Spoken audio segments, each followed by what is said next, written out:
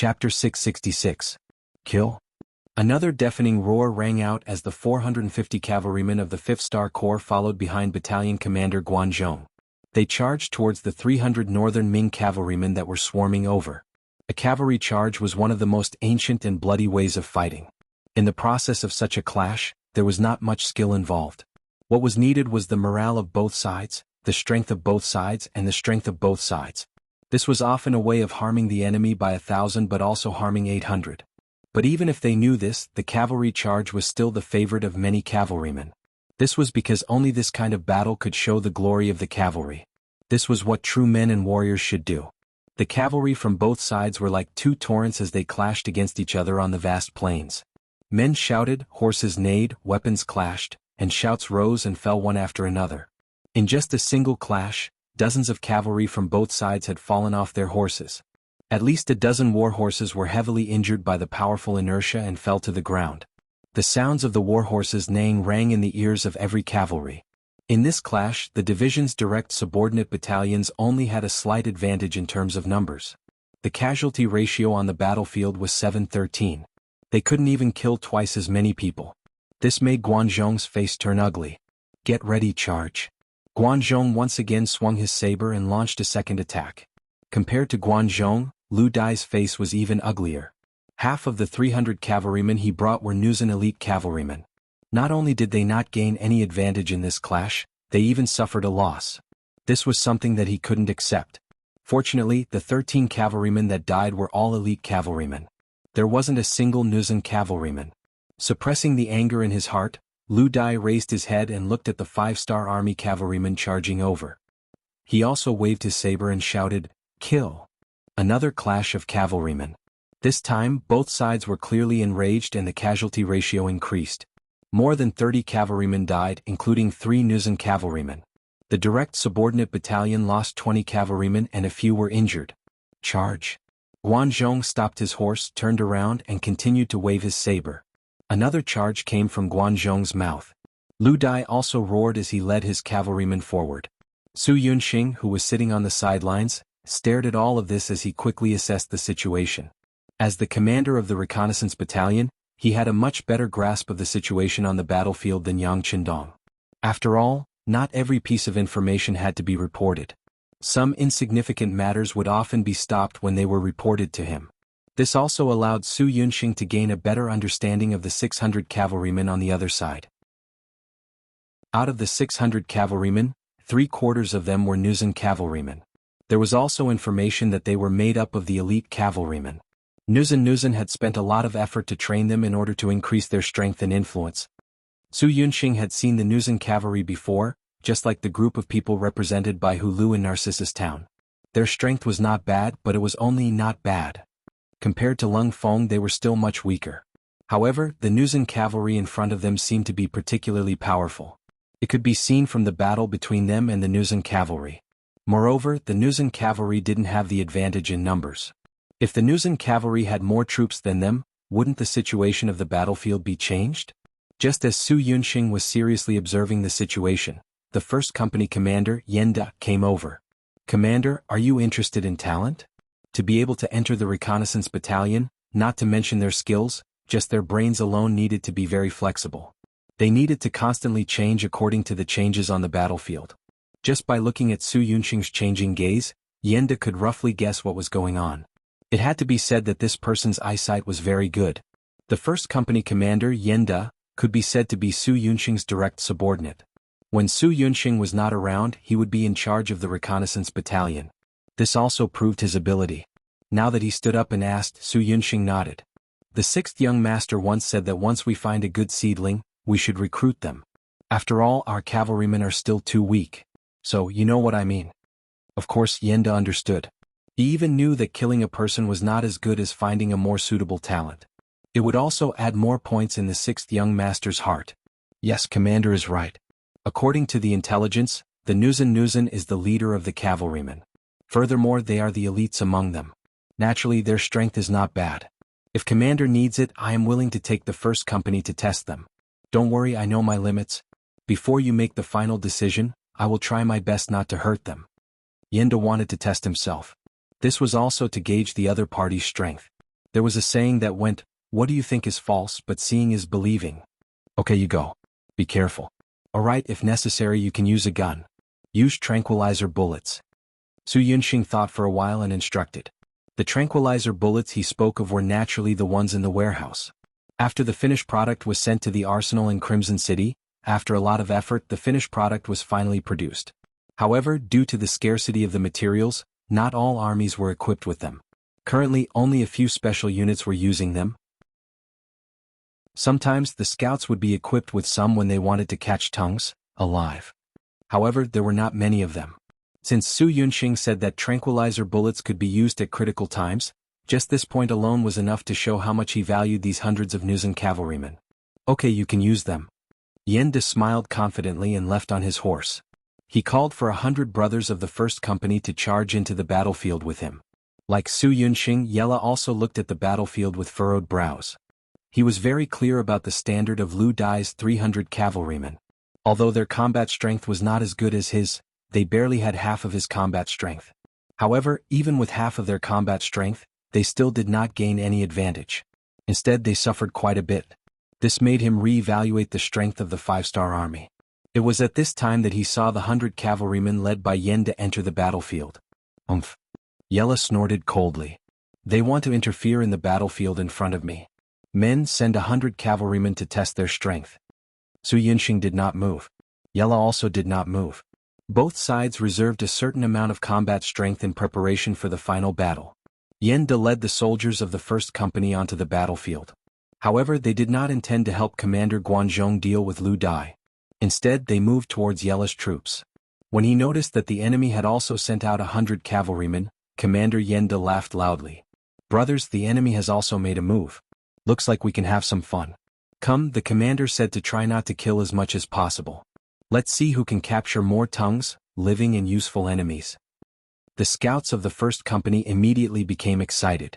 To be able to become a scout, there was no need to mention their skills and horsemanship. Unless they were surrounded by enemies several times their size, otherwise even if they could not defeat the enemy, they could still retreat unscathed. And now that it was only one-on-one, there was even less of a difficulty. Many of the soldiers even began to put away their cavalry swords and rub their fists.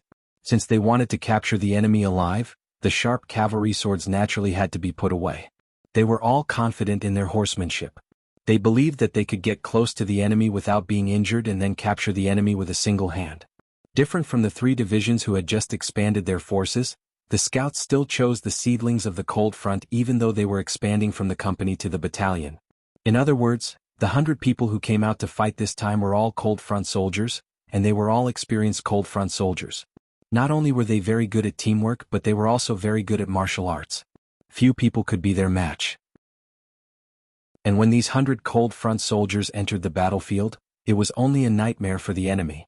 The moment they saw the Nuzan cavalrymen charging towards them, these 100 people began to perform all kinds of horse tricks. Some hid their bodies on the side of the war horse, some completely climbed on the horse and became one with it. Some only had one foot on the stirrups and were ready to pounce at any time. In short, the 100 cavalrymen performed all kinds of difficult horse tricks. The Nuzan cavalrymen were indeed quite capable. Facing the actions of the first company of scouts, many of them also began to play tricks. They also performed all kinds of difficult tricks on their horses and then quickly closed in on the enemy. Both sides seemed to have a tacit understanding, and that was to try their best not to use their cavalry swords. They wanted to see whose horsemanship was better and whose horse skills were better. They wanted to see who could capture who in the end. This kind of battle could only be done by those who were extremely confident. Just from this point alone, these 100 Nuzan cavalrymen could be considered elites. The enemy had sent out all their elites and were full of confidence in their own martial arts. A great battle that was similar to catching a thief on horseback was about to begin. In the distance, the horse trap, a way to catch wild horses and later used to trap the enemy on the horse, attacks. When they got close, it simply became a fight where you grab and I dodge and I grab and you dodge. All of this happened in the instant when the 2 horses crossed paths. Speaking of lassoing attacks, it was clear that the Nuzan cavalry was better at it.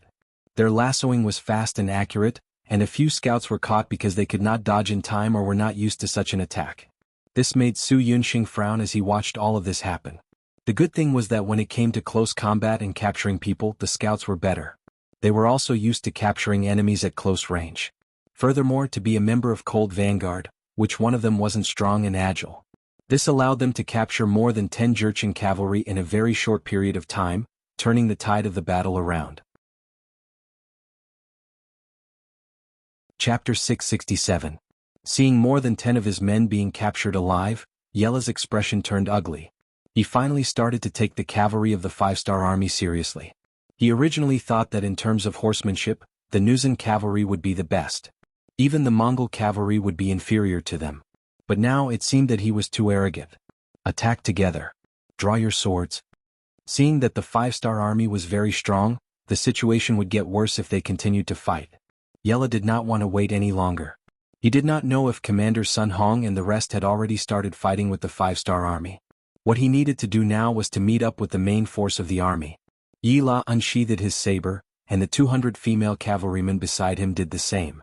The 200 of them hollered and pressed their legs against the horse's abdomen, charging forward while yelling, "Follow me and stop them." Su Yunxing, who had been staring at Yela for a long time, had a "I knew you would do this" expression on his face. He took the lead and took out the 95 style from his back.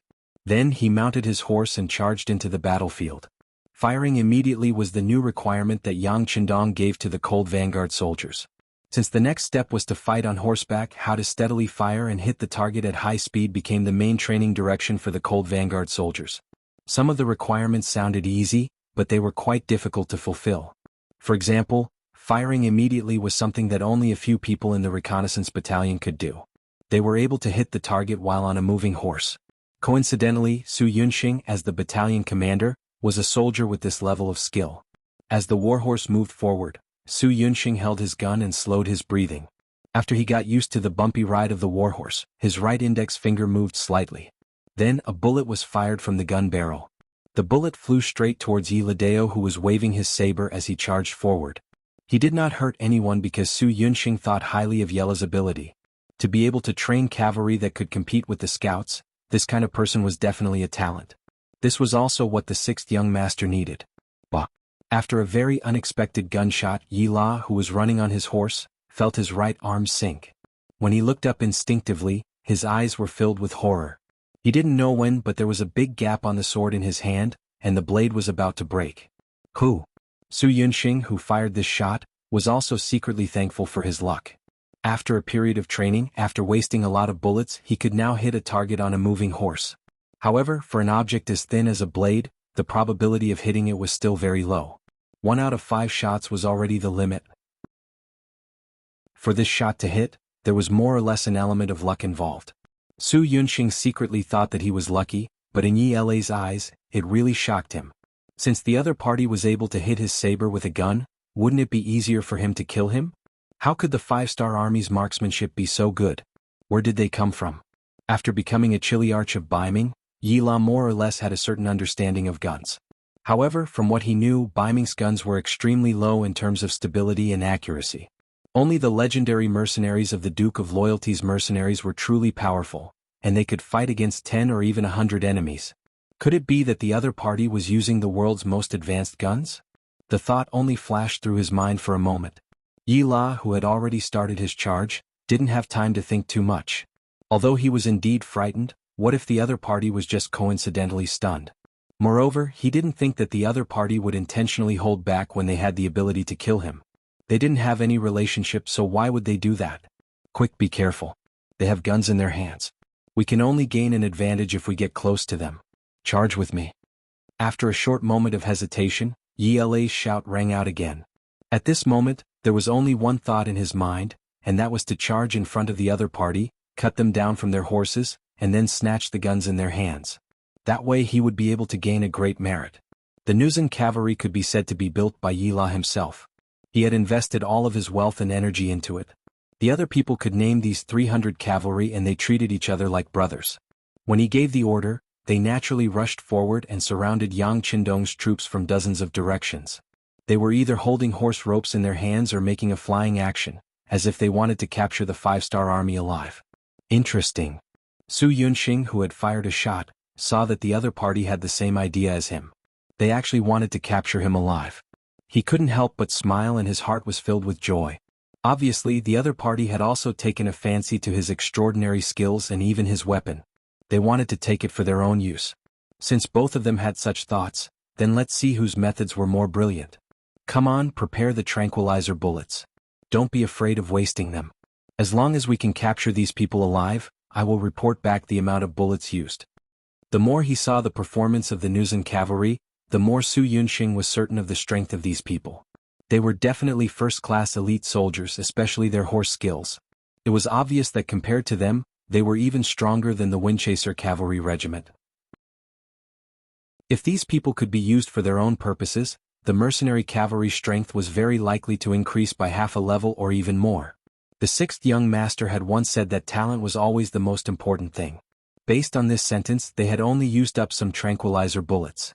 No matter how they looked at it, they had profited greatly. The scouts were still having a headache from the other party's superb performance on the horse. They originally thought that their horse strength was very strong, but when they really compared, they realized that they still had too many shortcomings. When facing such a strong opponent, they couldn't help but feel a little lacking in confidence. Now that the camp commander had given the order to use the tranquilizer guns, they didn't have to worry about killing these elites. At that moment, everyone didn't hold back anymore. One by one they took out their precious tranquilizer bullets and loaded them into their guns.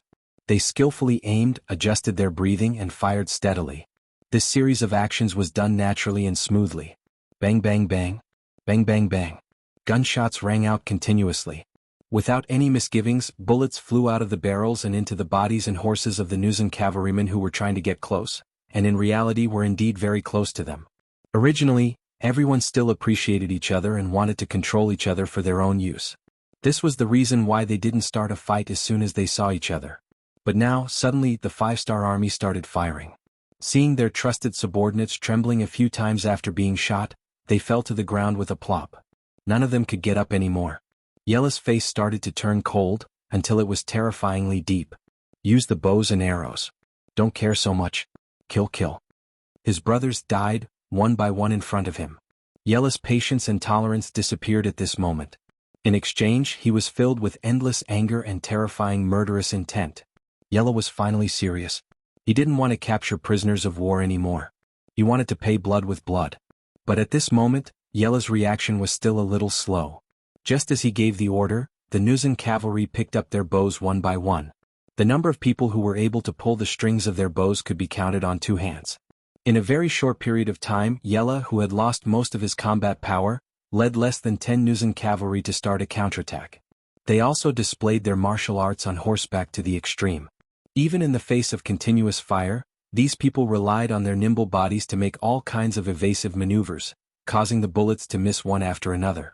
At the same time, they were also looking for opportunities to release arrows to counterattack. In a short period of time, 7 scouts had been hit by arrows, falling to the ground after being hit by the arrows or being hit by their horses. Yella only brought less than 10 cavalrymen. To be precise, there were only 9 of them. There were only 10 of them, and the first wave of counterattacks hit 7 of the scouts. The hit rate was 70%, which was a rather high standard. Bang bang bang. Using the short period of time when the enemy finished firing the arrows, another 5 Nuzan cavalry were shot and fell from their horses. Yella, who only had 4 cavalrymen by his side, roared and cursed.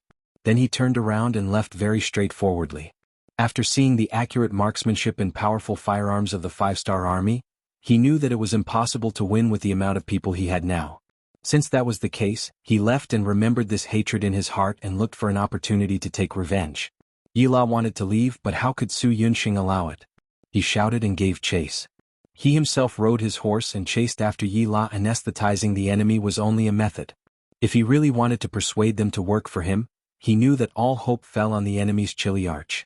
As long as he captured this person alive, there was a high possibility of subduing the cavalrymen. Otherwise, the problem would be difficult to solve. With a clear goal, Su Yunxing brought a squad of elite scouts and chased after Yella. A squad of scouts just to deal with a single cavalryman. This was extremely rare in the history of Yangxia's scouts. It was also destined that Yella would not be able to escape. Yella's horse skills were indeed very good. His horse was also not an ordinary warhorse. It seemed to be psychic. It seemed to know its master's intentions and rushed out of the encirclement of the scouts several times when it was extremely dangerous. Yella's warhorse was well protected. It was covered with a layer of armor, even the head was covered. Although the weight would reduce the warhorse's running speed, because its entire body was covered in armor, it would give a feeling of being unable to attack. Even if the gun hit the armor, it would not be able to penetrate it. However, the powerful recoil made the warhorse feel pain and neighed. Chapter 668. Ela's face darkened as he felt the rage of the warhorse beneath him. His face was also dark, as if he could explode at any moment and kill someone in anger. When he thought of the elite cavalry that he had painstakingly built over the years being killed one by one in such a short period of time, he wanted nothing more than to fight the 5-star army with his life on the line. While he was furious, he was also trying his best to suppress it. He knew that the current situation was not in his favor. If he wanted to fight with his life on the line, he might be able to kill a few opponents, but he would have to leave his life here. Death was no longer something he was afraid of. He was afraid that after he died, no one would be able to avenge him and his brothers, so he could only endure. Under the siege of 10 people, even the chainmail could not protect him. The warhorse kept neighing as it was injured, but he ignored it all. Relying on his black armor and exquisite skills, he commanded the warhorse to charge out of the battlefield. What he saw from the corner of his eyes made him clench his teeth again. It was not for anything else, but because the 5 bodyguards that followed him were also hit by the 5-star army and fell from their warhorses. This time, the 300 riders he had brought with him had all been annihilated, and he was the only one left. This made him even more determined to escape so that he could rise again and take revenge. Battalion commander, this guy is slippery. His perception is very strong and our bullets did not hit him. His warhorse is also wearing armor, and his body is also protected by black armor. Our bullets can't penetrate it. What should we do? The accompanying squad leader rode to Su Yunxing's side with a bitter expression. Battalion commander, he is going to charge out. Another vice squad leader in the team suddenly shouted. He looked up and saw Yi La and his horse charging out from the area that the squad leader was guarding. It seemed that he was really going to charge out of the encirclement. Once he got out of here, he would throw away the armor on his warhorse. His speed would greatly increase and it would be very difficult to catch him. No way, watch this, battalion commander. Su Yunxing's expression did not change and his heart did not panic. He raised the 95 style in his hand and turned on the burst shooting mode. Then he aimed at the black horse's leg and fired 5 shots in a row. As expected of the battalion commander of the reconnaissance battalion, and as expected of one of the earliest people to follow the 6th young master. After wasting countless bullets, his marksmanship finally reached a certain level. Out of the 5 bullets he fired, 2 of them actually landed on the same area. Although it was not a single spot, both of them were on the right hind leg of the warhorse. When the 2 bullets hit the same area, the result was obvious. Although the bullets couldn't penetrate the horse, each bullet hit the horse's hind leg. In the end, the horse couldn't withstand the force. Its right leg went soft and it fell to the ground with a plop. Yi La, who wasn't prepared, or perhaps he was very confident in his armor, was thrown out. He was separated from his warhorse and flew 3 meters before landing on the ground. At the crucial moment, Yi La did a forward roll. Just as he landed on the ground, his body had already flown out. Then he continued to run forward for dozens of steps before he suddenly turned around. A bow and arrow appeared in his hand. The black arrowhead flashed with the light of death. He pulled the bow and arrow back to shoot the enemy. Yi La had no choice but to stop. Without the help of his warhorse, how could his speed be faster than those mounted scouts? Since he couldn't escape, he might as well fight. Killing 1 would be enough and killing 2 would be worth it. The strong bow was already drawn, and his killing intent was already locked onto the body of the 5-star army's scout. Then, his mouth revealed a bloodthirsty smile. But just as this smile bloomed, he felt a sudden pain in his right arm. Then his whole body began to lose strength. His eyes began to dim and the bow and arrow slipped from his hand. Before he could shoot anyone, he had already fallen to the ground and fainted. More than 200 meters away, Su Yunxing slowly put away the tranquilizer gun. He smiled and said, "Okay, tie them up and bring them back." This time it could be said that the results were not bad. After wasting thousands of tranquilizer bullets, they captured more than 500 Baiming cavalrymen, including Yi La and Lu Dai. They were personally escorted by Su Yunxing towards the 5-star army's base camp. At the base camp, one by one the battle reports were sent to Yang Qindong. Beta Persei, who was responsible for delivering the information, had a straight face. Don't think that it was because he had matured and won many battles that he wasn't arrogant. In fact, it was just because he didn't have the chance to go to the battlefield this time that he was in a bad mood. As Yang Qindong's forces grew bigger and bigger, his authority naturally became more and more important. There were not many people who dared to throw a tantrum in front of him, and there might even be none left. Beta Persei must be an exception. When he was happy he would show it on his face. When he was angry he would also show it on his face. In other words, as long as it didn't affect his work, his face would express his true feelings at this moment. However, Yang Qindong had never reprimanded him. Maybe it was because he thought it was fun, or maybe he liked Beta Persei's honest appearance. In short, when Beta Persei was angry he never got angry. Instead he always looked at him with interest. At one point, Beta Persei couldn't vent his anger.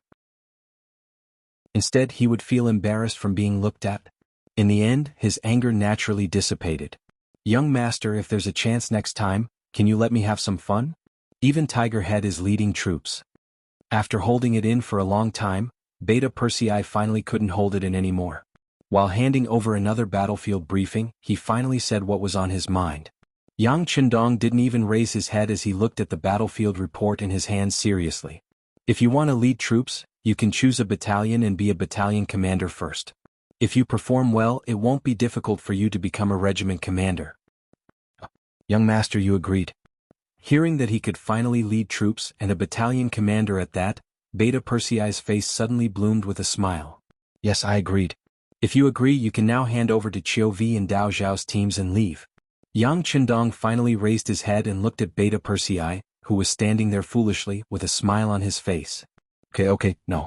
Beta Persei smiled and kept nodding, but then he seemed to have thought of something and immediately shook his head like a rattle drum.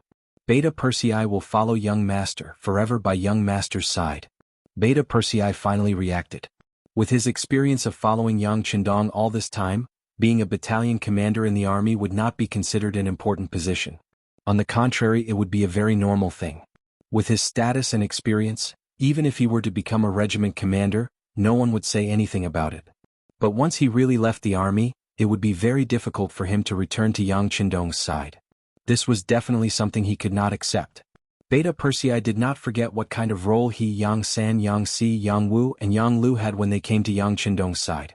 They were the Yang family servants, protecting the sixth young master's safety, and also responsible for some of the Yang family's affairs. This was their duty and pursuit. But now, if he wanted to go to the battlefield, he would have to violate his original promise and goal. This was equivalent to betraying his own life. This was something Beta Persei would not allow to happen. But after a moment of joy, he suddenly thought of these things. He remembered that the sixth young master had said that he could leave after handing over his work. Did that mean that he would not be able to come back?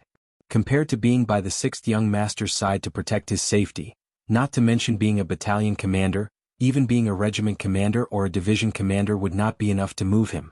Beta Persei suddenly went back on his word.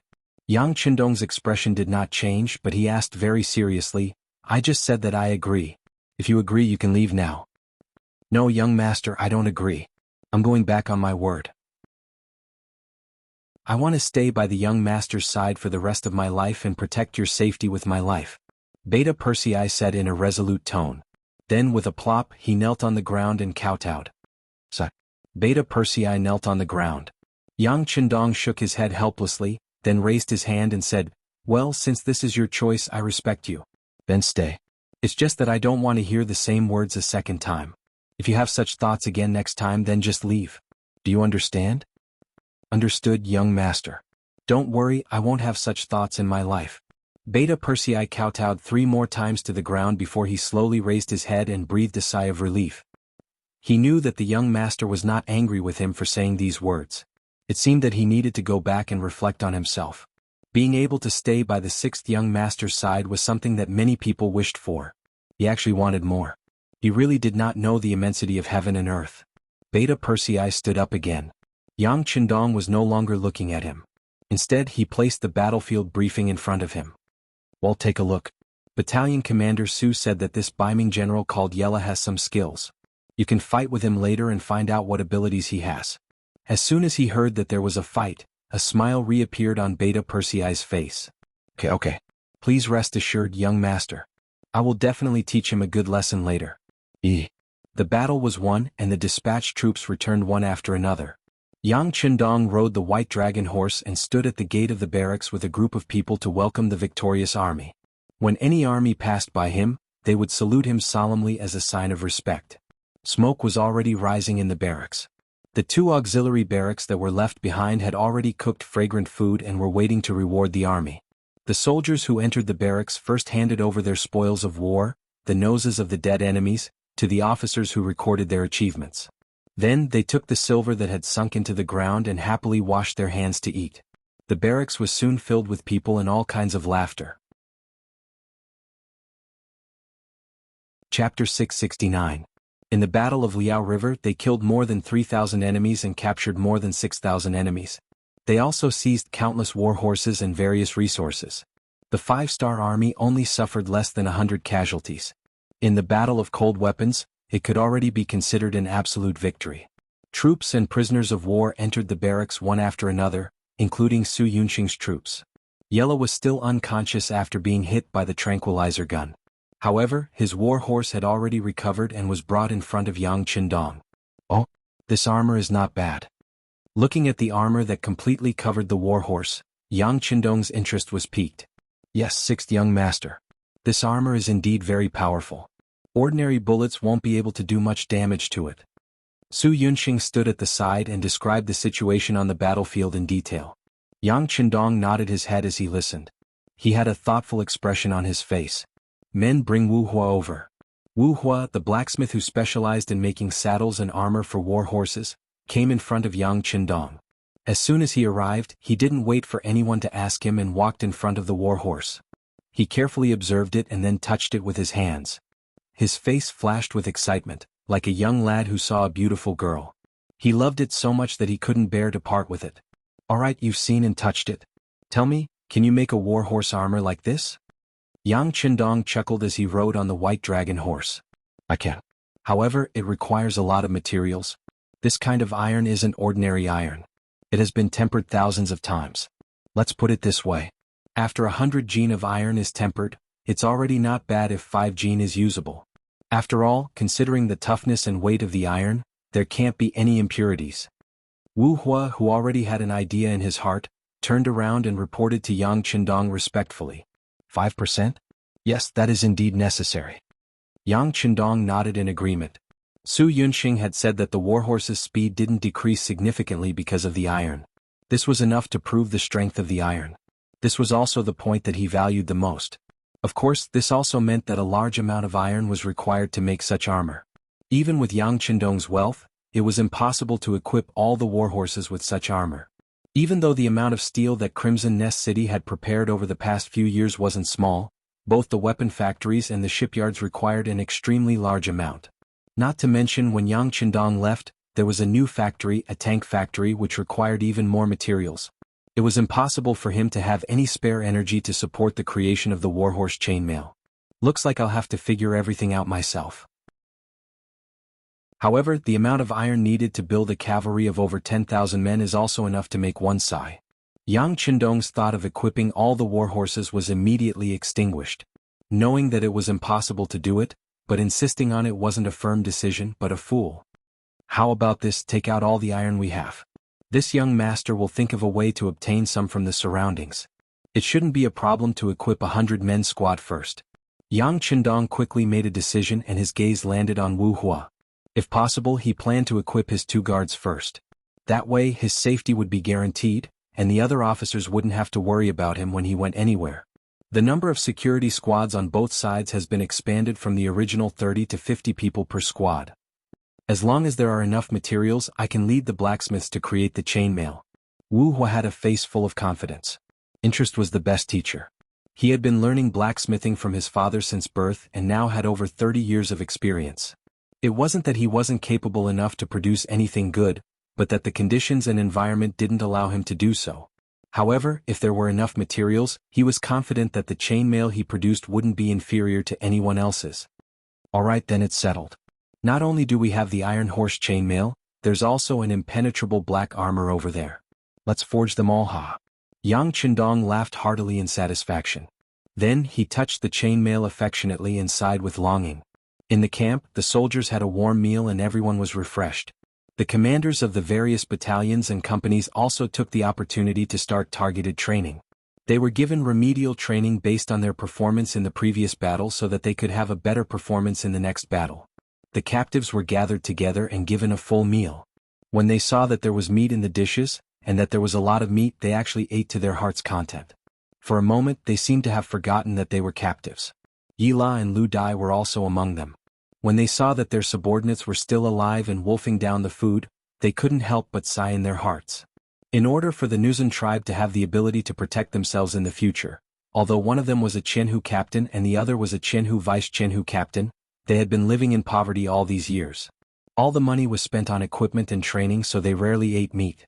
The clansmen had never complained. It wasn't that they didn't have any ideas, but that they knew that the hardship they suffered now was so that their clansmen could live a more free life in the future. Now that they had become captives, there was no future for them, so they might as well eat to their heart's content. A trace of tears flowed out of Yila's eyes. After recalling the scene, he knew that he had let down his soldiers too much. However, at the same time he was very happy. He thought that his brothers would be killed in front of him and that they would be separated by life and death. He didn't expect that when he woke up, his brothers would still be alive. At most, they were a little injured, but not a single one of them had died.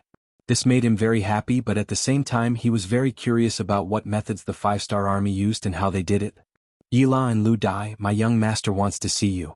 Su Yunxing appeared in front of the captive camp.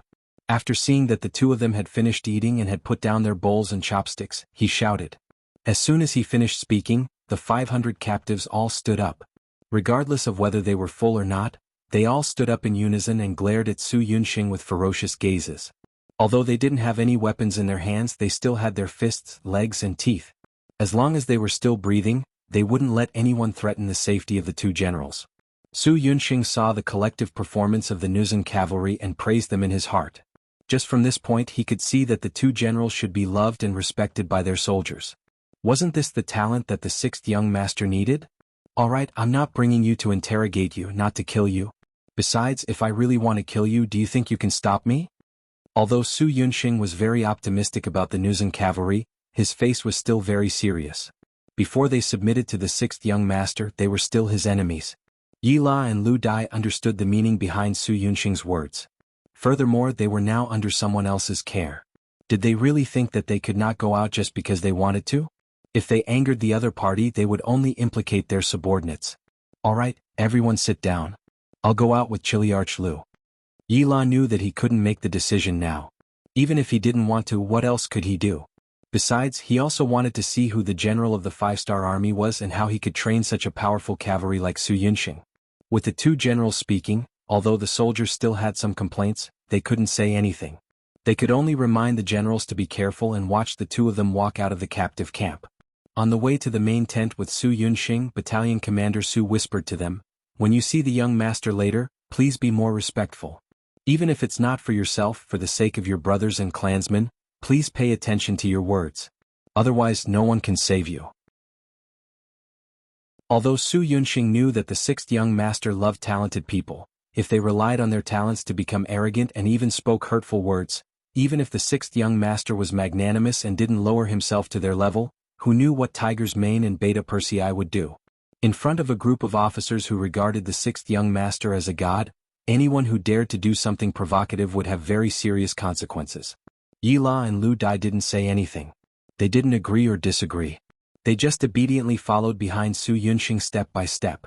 In fact, only the two of them knew that if the leader of the 5-star army didn't have the ability, then they would never bow their heads. This was the dignity of the strong. Only a stronger person could subdue them. Otherwise, not only would they surrender, they would also have other thoughts in their hearts. It was only a matter of time before they rebelled. After about 2 miles, Su Yunxing finally stopped and stood in front of a military tent that occupied a large area. As soon as he entered, Yila felt a murderous aura around him. Lu Dai was a little better. His perception wasn't as strong as Yila's. He just felt a little uncomfortable. On the other hand, Yila felt like a lamb that had strayed into the forest and was stared at by a fierce tiger. He couldn't help but become very nervous. About 300 meters away from the military tent, Yang Qindong was watching Yila and Lu Dai under the cover of another military tent. When he saw the latter lowering his head, he couldn't help but want to look around. The former didn't even raise his head, but his body was tense. It seemed that his body would bend into a bow at any time and he would make the strongest counterattack at any time. Chapter 670. That's Yi-La, right? His reaction is pretty good. Yang Qindong pointed casually and asked Guanzhong, the battalion commander of the 3rd Division. Lu Dai was captured by Guanzhong and his men, so he was naturally clear about the situation of these people. Hearing the 6th young master's question, he cupped his fist and said, "Yes, that person is Yi-La." When they captured him, Battalion Commander Su took a full squad of soldiers and spent some effort to capture him. Well, he's someone with some strength. Yang Qindong had heard about these things a long time ago, so there was nothing strange about it. This led to the current move of probing. He deliberately arranged for the Wolf Fang Special Forces to ambush near his tent in order to put pressure on the opponent and see how Yi-La's perception was. After all, if he wanted to become a general who led troops and was trained to be a general who led an independent team, if he didn't even have the ability to perceive danger, then no one would feel at ease handing over military power to him. Knowing that Yi-La's strength was not bad, Yang Qindong turned his head and looked at Beta Persei. "How about it? If your hands are itchy, go and give it a try." "Yes." Beta Persei, who had been impatient for a long time, agreed and walked towards the tent. His tall body seemed to cause a tremor in the ground every time he stepped on the ground. It could be seen that Yang Er's strength had improved during this period of time. Su Yunxing, who was still standing in front of the tent, was not in a hurry at all. His task was to bring these two people here. As for what would happen next, it was something he needed to worry about. Yi-La and Lu Dai behind him, especially the latter, had been standing there for a long time, but no one came to greet him. This made him very puzzled.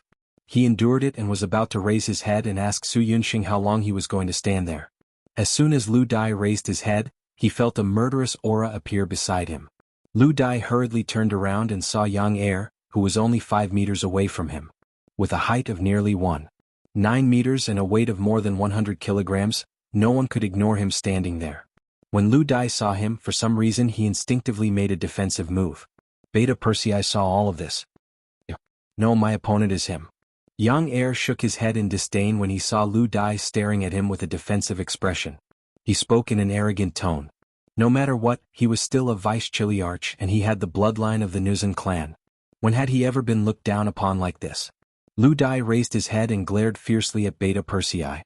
He opened his mouth and said, "You're very arrogant, but you have to know that you're not good at fighting just because you're big. If you have the ability, let's fight. I'll let you know the consequences of being frivolous." "Arrogant?" Yang Er laughed out loud. "Originally, you weren't qualified enough for me to deal with you. However, since you're so arrogant, then come at me. Let's see who's the arrogant one here."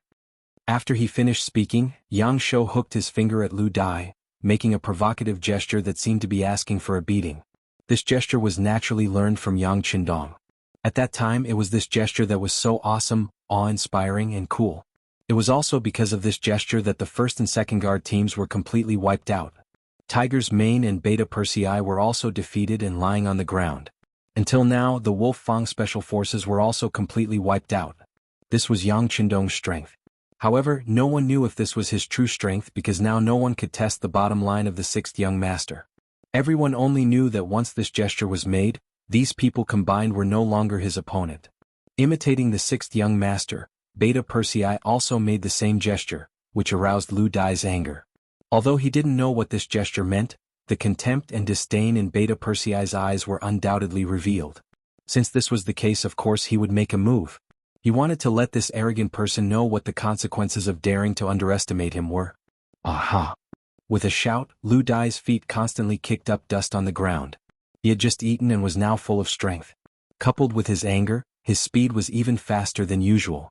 After running for 7 or 8 steps, Lu Dai, who had accumulated enough power, suddenly leaped into the air and smashed his fist down on Yang Er's head with the force of Mount Tai. Umph!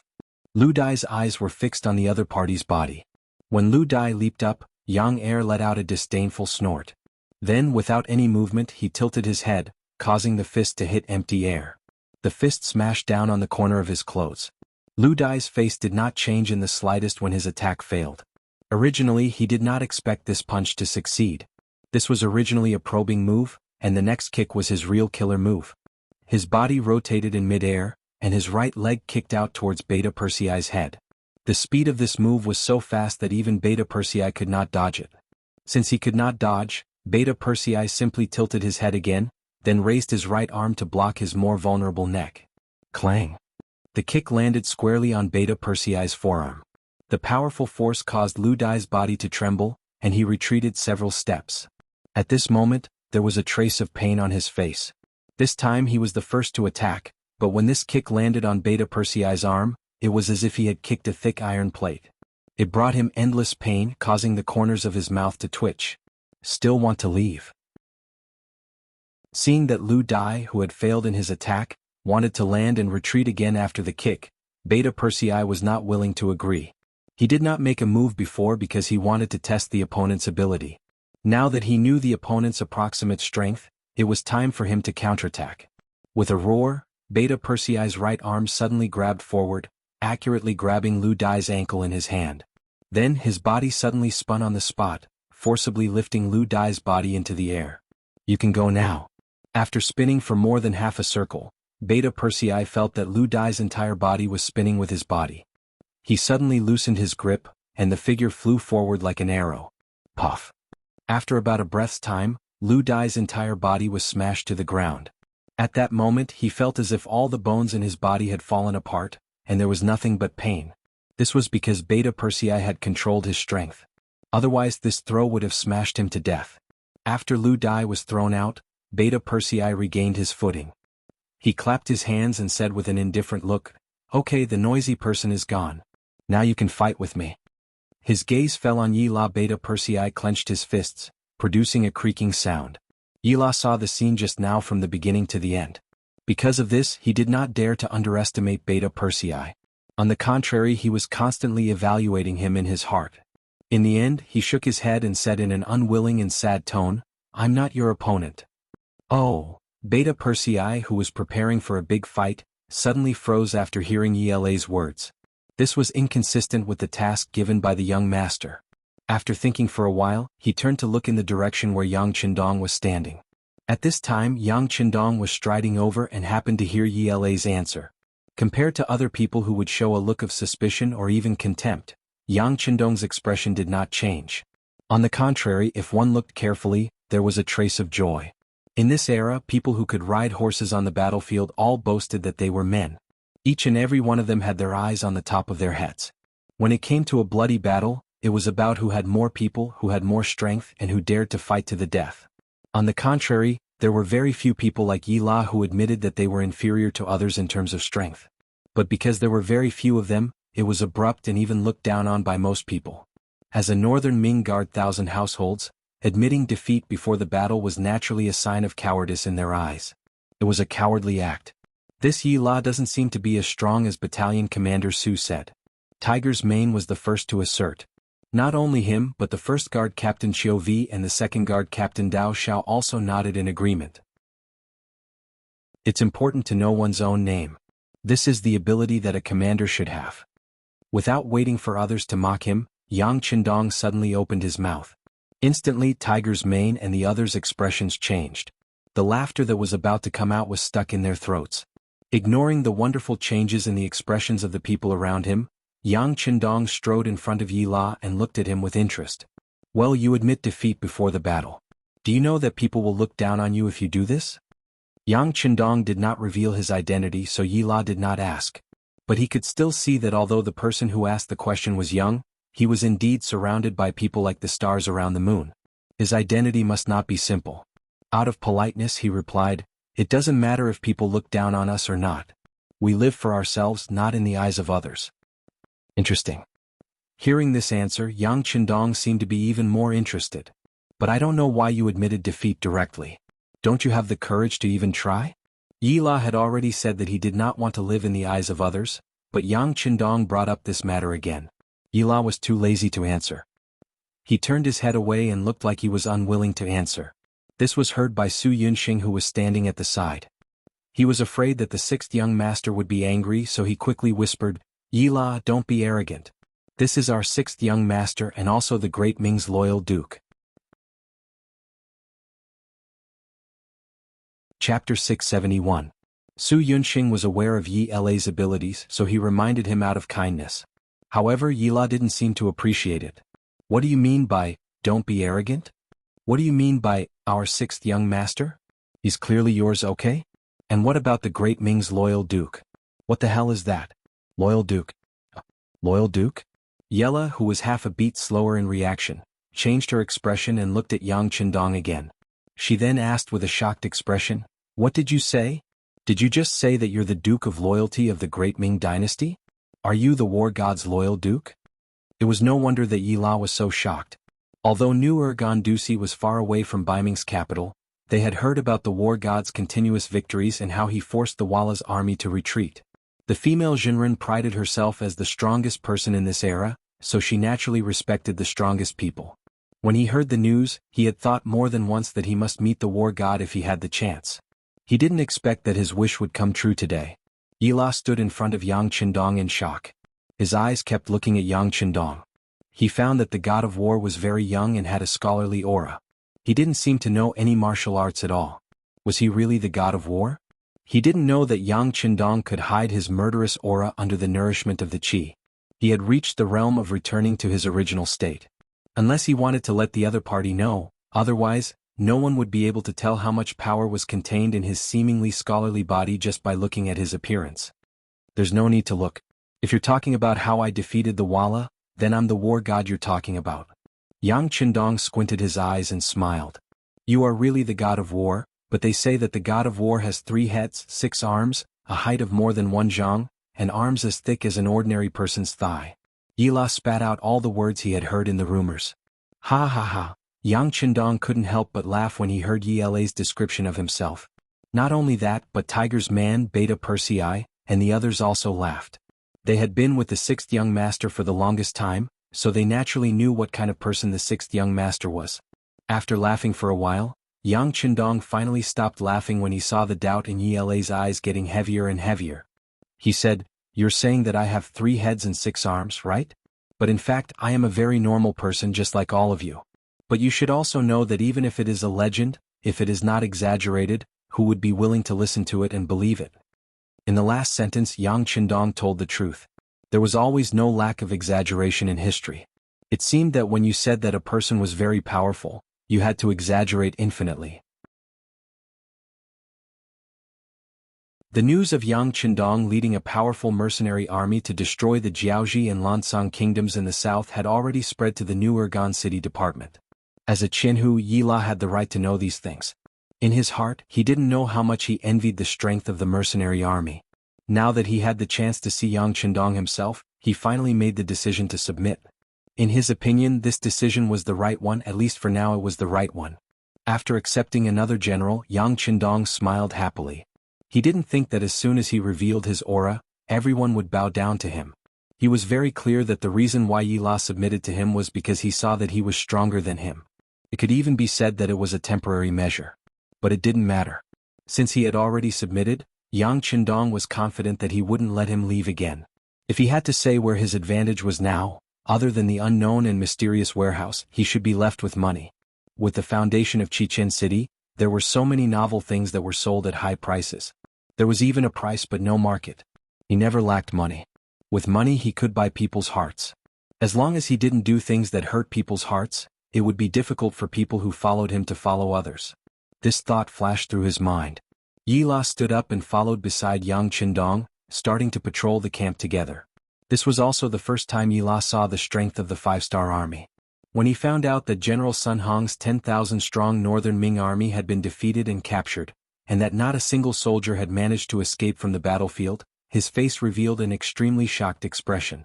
Yila was also a proud person. The biggest characteristic of such a person was that he was conceited and didn't want to admit defeat. In his opinion, if he had enough military strength and wealth, he would definitely be able to win. At least, when facing an opponent with similar numbers, he would definitely not lose.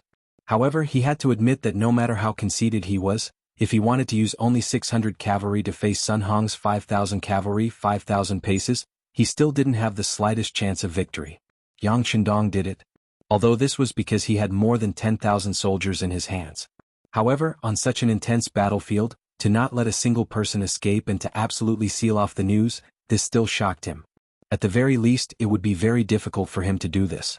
Seeing Yi La's shock, Yang Qindong said with a smile, "There's no other way. I am the Duke of Loyalty personally conferred by the Beiming Emperor. It's best not to spread the news of me beating my own people." Yi La couldn't help but tense up. "That's right, this is the Duke of Beiming." However, even though you knew this, you still didn't hesitate to make a move. "I'm afraid you already know what you are thinking in your heart." Of course, this was just a thought in his heart. Right now, Yi La was still a prisoner. Although he said that he had surrendered, who knew if it was true or not? Since he was a newcomer, there were some things that couldn't be said carelessly. While patrolling the barracks, the two chatted. As they talked about the warhorse uniform. Yang Qindong didn't intend to hide anything. He said that he was very satisfied with the impenetrable armor and wanted to imitate it to make some. He also asked about some things that he should pay attention to. There was no secret about the warhorse uniform. This was something that anyone could make after accumulating a certain amount of wealth.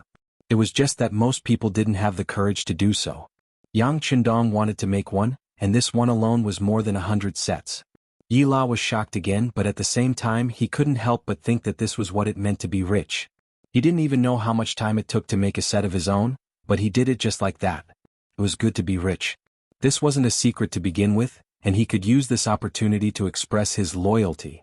Yi La said that he would look for the blacksmith in the army later and tell him some of the problems he would encounter when making the warhorse uniform.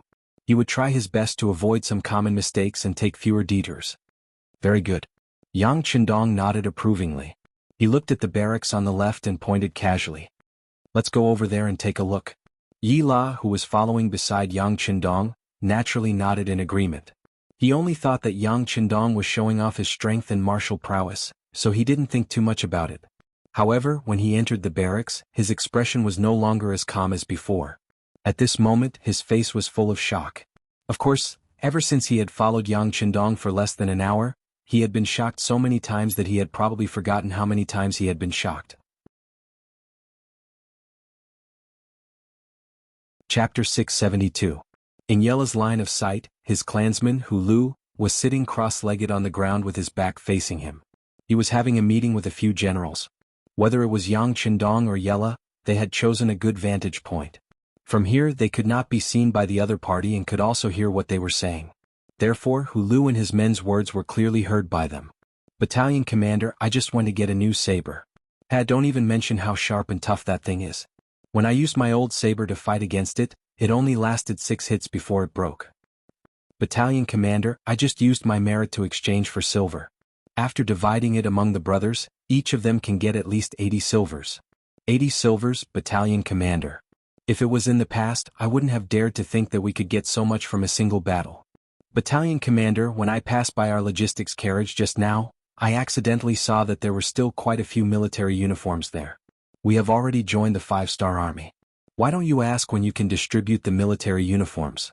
The 3 divisions are all wearing the same uniform and they look very spirited. Battalion commander, this battle was so satisfying and decisive. We didn't suffer any losses and the merit points were exchanged in such a timely manner. Shouldn't you ask Regiment Commander Windchaser if our battalion should be the vanguard in the next battle? Battalion commander, Yella stood there like a fool. He realized that all he could hear were the soldiers discussing how great the results of this battle were and how they should perform better in the next battle. Some of them were so anxious that they couldn't help but speak the language of the Nuzanren. He could understand all of this. He also finally knew that the soldiers in this camp were all Nuzanren cavalry. This meant that he wasn't the first Nuzanren to join the 5-star army. Of course, Yella was a person with his own pride. He didn't care about this problem. However, the fact that his clansmen had joined the 5-star army, and from the looks of it they were very sincere. This was far beyond his expectations. With his intelligence, he guessed that the army's predecessor was most likely Borte's troops in Narcissus town. Yilan naturally knew about Borte. Not only that, but he was also the backer of the Beiming army. Otherwise, the Sacha River Guards and the Com garrison were not far from Narcissus town, so the Beiming army had never made things difficult for them. It was impossible to say that he did not contribute. Yila had even thought of accepting this army as his subordinates one day after they had been trained. Narcissus town wasn't the only Jurchen Knights without a designation. There were many of them in the vicinity and they were of different sizes. Yila was quietly observing them, waiting for the army to be strong enough and experienced enough before he would step forward to recruit them. If he wanted the Jurchen Knights to become strong and not be bullied by others, he couldn't do it alone. He needed the help of more knowledgeable people. He didn't expect that before he could decide whether to recruit the troops from Narcissus Town, they had already become a part of the 5-star army. Judging from their performance just now, they had completely integrated into the army. At the same time, they wanted to perform better in the next battle. This was what really stimulated him. He was also a Jurchen Knight, so he knew how proud the people of this race were. Unless the opponent's strength was boundlessly strong, how could they be so sincere? Could it be that the 5-star army was really that strong? Could it be that this great Ming war god who looked like he was in his early 20s was really a deity who had descended from the heavens and had the ability to command an army at such a young age? Suddenly Yi La felt a weight on his shoulder. Out of instinct, Yi La wanted to fight back. However, no matter how hard he tried, the big hand remained unharmed. Even though he was drenched in cold sweat, he still couldn't do anything to the big hand. You should be able to tell that these people are also from the Jurchen tribe. Since you're here, let's go in and have a chat. If you have anything to say, you can find me at any time. Yang Qindong's voice was like a spring breeze as it traveled into Yi La's ears. Then the large hand moved away and Yi La felt that he could move again. She turned around and saw Yang Qindong striding away, surrounded by a group of people. For some reason, his back seemed to have become so tall and big at this moment. Wiping the cold sweat from his forehead, Yi La thought that it was fortunate that he chose to surrender. Otherwise, he was afraid that the big hand just now could have easily taken his life. Yi La suppressed the anxiety and panic in his heart. After adjusting his mood, he strode into the barracks. He wanted to see what kind of charm the 5-star army had that could make Hulu and the other tribesmen submit so sincerely and even be proud of becoming a member of the 5-star army. Tiger's Mane, who was beside Yang Qindong, had a constipated look on his face. You seem to have something to say. If you have something to say, just say it. Looking at you like that, even I feel uncomfortable. This change naturally couldn't escape Yang Qindong's eyes and he teased him. Hee, Tiger's Mane, have you been eating too much meat recently? Your poop is dry. Beta Persei couldn't help but tease him. As soon as he said this, Chiu V Dao Xiao and the others also looked like they wanted to laugh, but they didn't dare to. It was really uncomfortable to hold it in. Yang Qindong's authority was naturally inviolable. As the most trusted person by his side, Tiger's Mane's reputation was not something that anyone could joke about. Only Beta Persei knew when to joke and when to be serious. Get lost, your poop is dry. When Beta Persei said this, Tiger's Mane's face darkened, and he looked like he was about to beat someone up. Beta Persei was naturally not afraid. In terms of martial arts, he was no worse than Tiger's Mane. The two of them were on par, so this time he puffed out his chest and looked like he was ready to fight if Tiger's Mane wanted to. Tiger's Mane had no choice but to turn his head and look at Yang Qindong, saying, Young master, I have a feeling that this Yella is very scheming, and doesn't seem to be sincere about surrendering. I know. Yang Qindong's footsteps did not stop, and he just nodded softly. Young master knows? This made Tiger's Mane have no choice but to stop what he was about to say. Originally, he just wanted to remind Yang Qindong not to be deceived by others' facades. After all, the young master was still young and he had won many battles. Who knew if the word pride would appear in his heart? But now that he heard Yang Qindong say that he knew, Tiger's Mane immediately shut his mouth and stopped talking. Since the young master knew everything, what else did he have to say? Was he trying to trick him? Tiger's Mane did not continue and Yang Qindong spoke instead. Of course, I know that Yella won't sincerely surrender so soon, but you have to have confidence in yourselves. What we can give is far beyond what the current Baiming can give. This is where our confidence lies. Believe me, even if Yella doesn't sincerely surrender now, the facts will slowly change him and let him make the right decision. Oh, by the way, thank you for your reminder. We can do more of this in the future. As long as you feel that something is wrong, you can make suggestions to me. Yang Qindong said in a polite manner, but he did not emphasize that he would not accept the opinions they put forward. After receiving Yang Qindong's thanks, Tiger's Mane was naturally flattered. Young master, I dare not say that. This is what we should do. Ha ha ha ha ha. After Yang Qindong heard this, he patted Tiger's Mane's shoulder, then turned and strode back to his tent. At this moment, Yang Qindong suddenly understood what it meant to be lonely at the top. As he became stronger and stronger, his status also became higher and higher. Even people close to him like Tiger's Mane had to keep a certain distance from him. The ancients called the emperor Guren, which meant lonely. Now that he thought about it, it was true. Once one's position reached a certain point, one's every word and action would determine the future of many people, and even their life and death. At this time one could not be affectionate. Otherwise, it would inevitably affect one's judgment and decision. Guren? Yang Qindong shook his head. He did not know how far he would go in the future. However, he clearly knew that he still had a long way to go. If he wanted to lead the Han people to the top of the world, there were still many things that he needed to do. If he wanted to achieve this goal, it would be very difficult to rely on the Han people alone. Thus, he would need the help of more people. If the female Taoist was willing to assist him, he wouldn't mind using her. After that, he would do his best to compensate her as much as possible. After all, many of them were born in the Han language, so they weren't outsiders. At worst, the Han people would be first, the Nuzan and the other races would be second, and the other foreigners would be third or fourth. In short, Yang Qindong was using his magnanimity to expand the strength of his army.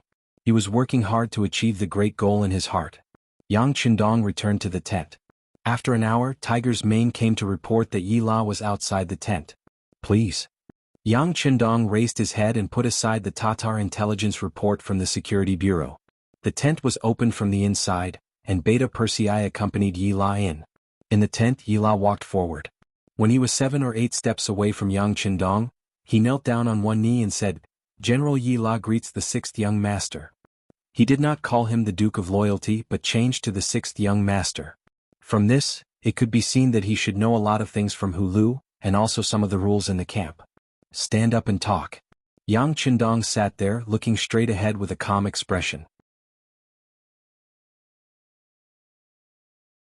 Chapter 673.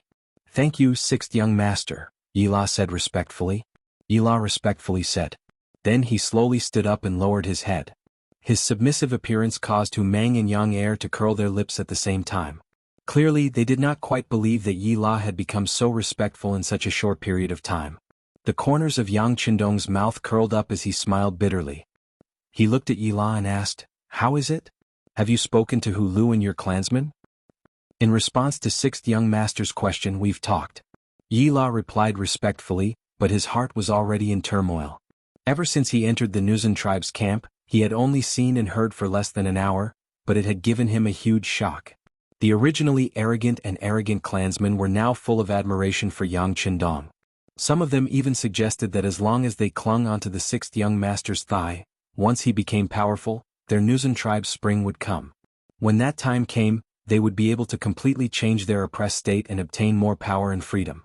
It was fine if only one person said that, but when everyone said the same thing, including their general Hu Lu, Yi La couldn't help but feel terrified. How long had it been?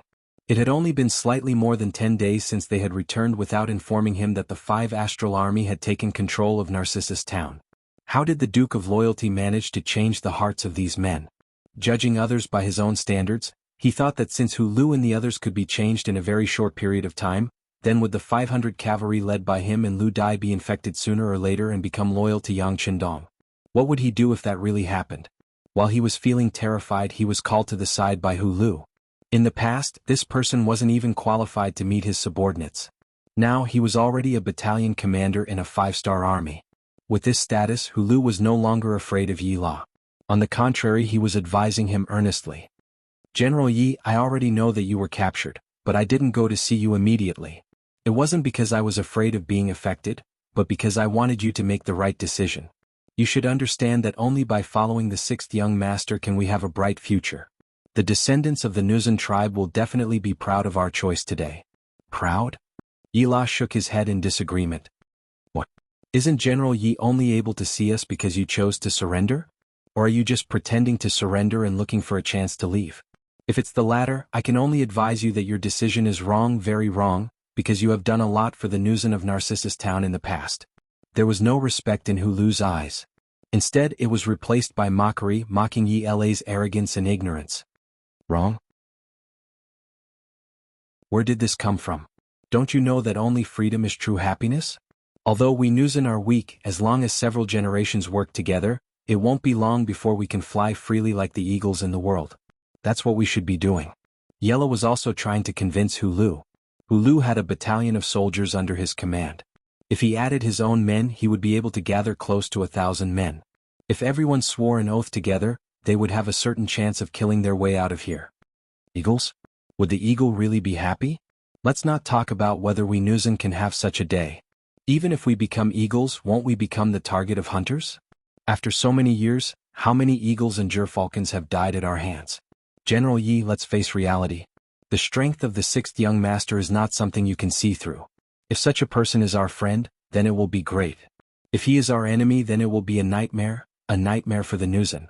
In order to prevent this nightmare from coming true, surrendering is the best decision. After saying this, Hulu didn't wait for Yi La to refute and continued, General Yi, I don't know if you've thought about it, but if Baiming's army loses this battle and you provide the information, how will Baiming treat you in the future? If Baiming's army disappears and you're the only one left alive, how can they be satisfied? You have nowhere to go. Yi La originally wanted to continue arguing with Hulu, but after hearing Hulu's words, she became speechless. That's right. This time, Sun Hong and the others had received his intelligence before sending out their troops.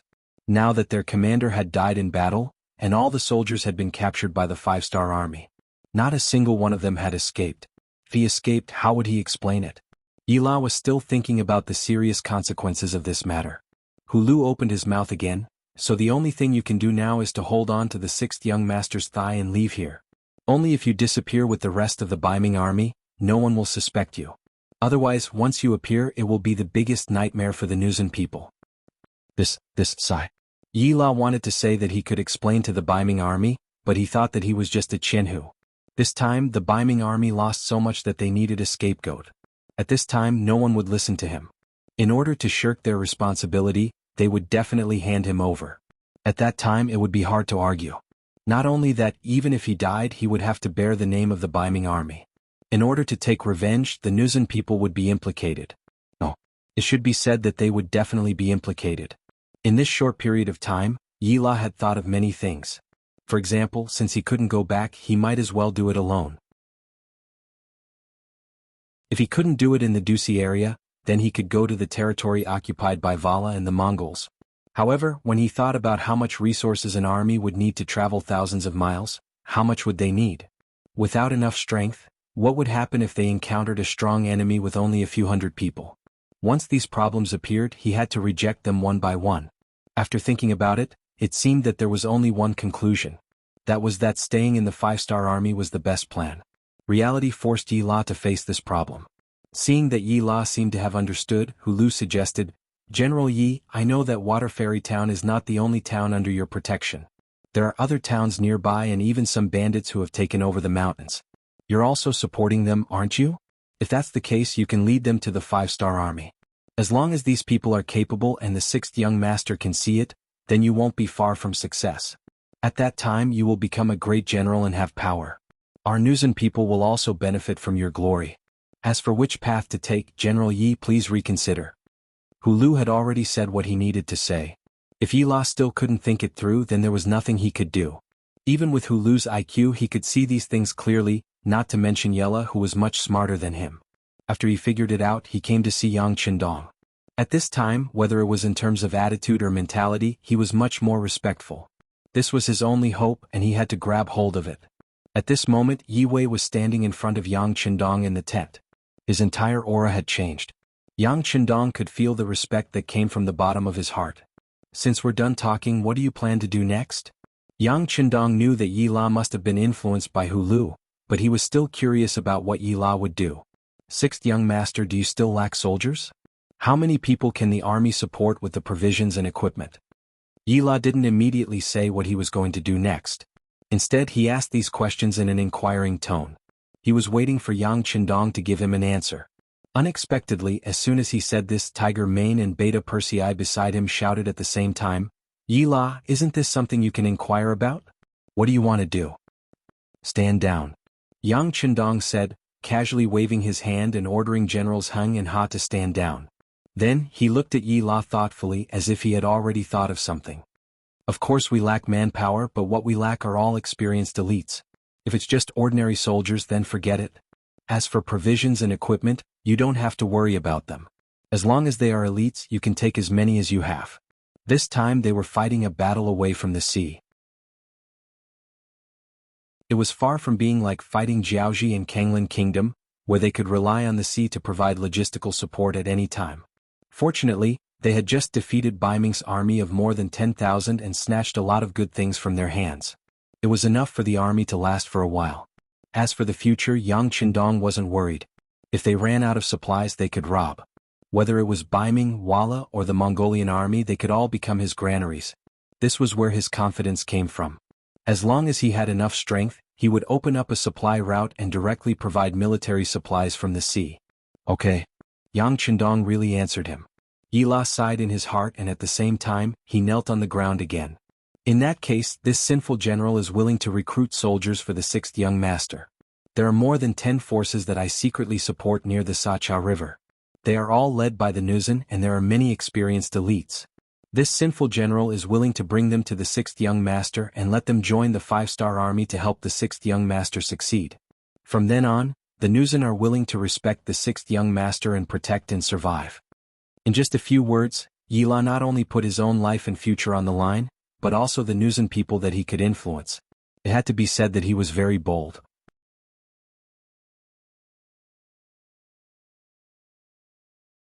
Chapter 674. Sure enough, Yang Qindong nodded his head. Just as he thought, Yila placed a heavy bet and wanted to pull the Jinren into his war chariot. All of this was actually not beyond his expectations. After all, the Jinren would only become powerful more than 100 years later. At this time, the Ming Dynasty, Mongolia, and Walla people could easily bully them. This was also equivalent to forcing them to become stronger. It was just that their strength in the future was somewhat beyond people's expectations. After a slight hesitation in his heart, Yang Qindong immediately agreed. At this time, he wanted to establish a foundation in the grassland where heroes were vying for supremacy. He also needed a large number of elite cavalry. Combining with the Jinren would be beneficial to both sides. There was no reason for him to refuse. Good, this young master agrees. This time, Yang Qindong did not use his title, which meant that he really accepted Yila's proposal in his heart. Thank you, 6th young master. Yila excitedly raised his head. Although he believed that no one would refuse his proposal before he came, when Yang Qindong agreed, he could not help but breathe a sigh of relief. For hours later, Yila left. He only brought a dozen or so personal guards with him as he left the military camp. There was also a large amount of silver on the back of his horse. According to the agreement between him and Yang Qindong, they only had 10 days at most to recruit soldiers and buy horses. After all, after a long time, the disappearance of the 10,000 Bai Ming army could not be concealed. At that time, if they did not leave, they might be pestered endlessly. Yang Qindong's goal was not the Bai Ming army's guard station in the new Ergondusi area. He would not waste too much time and energy here. Not long after Yila left, Yang Qindong issued 2 orders. First, the scouts were sent out to control the surrounding 20 li. Once they discovered the Bai Ming army scouts, regardless of whether they were captured or killed, they were to create a vacuum and buy 10 days for Yila. Second, the 2nd Cavalry Regiment, led by Lu Zhua, would be the vanguard to cross the Liao River first and enter the eastern Tatar region along the Ulugu River. At the same time, they would find a suitable place for the army to settle down and make preparations for the army's advance. The reason why the 2nd Cavalry Regiment was chosen was that there was a higher proportion of Mongolian cavalry in this army. With the 3rd Battalion Commander Taimur as the vanguard of the vanguard, if anything happened, there would be more room to maneuver. The 2nd Cavalry Regiment and scouts were sent out. While waiting for Yila's news, the army was digesting the results of the previous battle. There were more than 6,000 captives. How to deal with them had become a problem that needed to be solved. In the past, they would have sent them all to be sent to Chiu, to be sent to be sent to be dealt. However, from where they were now, it was extremely difficult to send all 6,000 of them to the seaside. In between, they would have to pass through many Bai Ming city guards, so it was basically impossible to do it without anyone noticing. Choose the brave ones to join the army. As for the others, arrange them to be logistics and drive carriages. Yang Qindong shook his head with a headache. He looked at the 3rd Division Commander Wu Sheng and Political Commissar Qin Bo. The strength of the Bai Ming army was uneven, and it was impossible to absorb all of them into the army.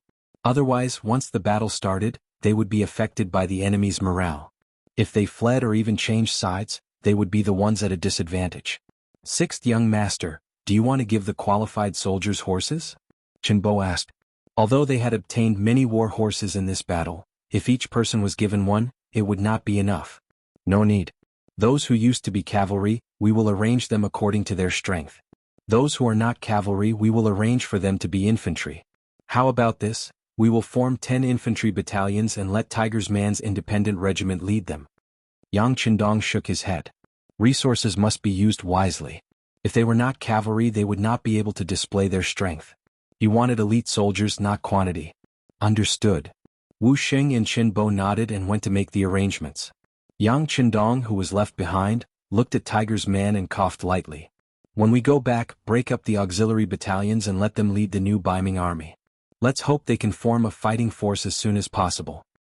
Yes, young master, don't worry. I will arrange it immediately. Tiger's Man nodded solemnly. The burden on his shoulders was heavier, so naturally, his responsibility was heavier. This was the young master's way of tempering himself. He had to use this opportunity to perform well. The barracks were bustling with activity. The Baiming prisoners were all broken up and began to participate in all kinds of tests. In the end, under the leadership of Tiger's Man, Wu Sheng and Qin Bo, a total of 1,200 cavalry soldiers and 4,000 infantry soldiers were recruited. The remaining 1,000 soldiers were transferred to the logistics department to be responsible for cooking and driving carriages because of their physical fitness. The 600 cavalry soldiers were all added to the reinforced cavalry regiment led by Windchaser. There were still 3 battalions, but each battalion was in charge of 10 companies. They were completely reinforced battalions. The 4,000 infantry soldiers were broken up into 10 battalions and added to Tiger's Man's independent regiment. This regiment also reached the level of a division, with a total of 16 battalions and 6,400 soldiers. The logistics battalion was led by Beta Persei. 10 companies, a total of 1,000 soldiers. This allowed Beta Persei to satisfy his desire to be a general in advance. The Baiming prisoners were divided up and entered a period of adjustment. At this time it had been 9 days since Yila left. In the afternoon, a group of 2,000 cavalry soldiers appeared outside the barracks. The commander was Yila, who had left not long ago. He had already heard from the scouts that Yila had returned. Yang Qindong personally went out to welcome him. What he saw was a group of soldiers coming from afar, but they were filled with a strong killing intent. As expected of the Nuzan cavalry. Just by looking at their posture, I can tell that their strength is not ordinary. Yang Qindong sighed. Yila had returned with the silver that Yang Qindong had given him as a settlement fee. He had brought 2,500 cavalry soldiers with him. These people were finally divided into Yila's command. Together with the 500 soldiers that had been captured, a total of 3,000 soldiers formed the Nuzan cavalry regiment. Yang Qindong now had more than 20,000 soldiers. Apart from 5,000 or so infantrymen, the rest were all cavalry. His strength had nearly doubled compared to before. This gave him more confidence in entering the Tatar and Wala region. That was not the only good news. Over the past 9 days, Wu Hua had been forging the chainmail day and night. He had led over 100 blacksmiths to forge the chainmail for more than 10 warhorses. The moment the white dragon horse was covered by the chainmail, it was incomparably majestic. Tell Wu Hua and the others that when the army is on the road, they can rest in the carriages. When the army stops, they can start the furnace and continue forging. Try to put the armor on the warhorses of the 1st and 2nd guards as soon as possible. Looking at the armor that was shining with a black light, Yang Qindong said boldly, "Order the army to rest today.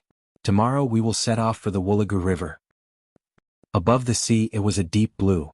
It looked boundless and it gave people a sense of mystery and terror. An extremely ordinary transport ship was sailing toward Japan under the protection of more than 10 warships. On the deck of the transport ship, a large tarpaulin stood there. Around it were hundreds of Japanese soldiers guarding, not allowing anyone to get close. No one knew what kind of powerful weapon was hidden under the tarpaulin.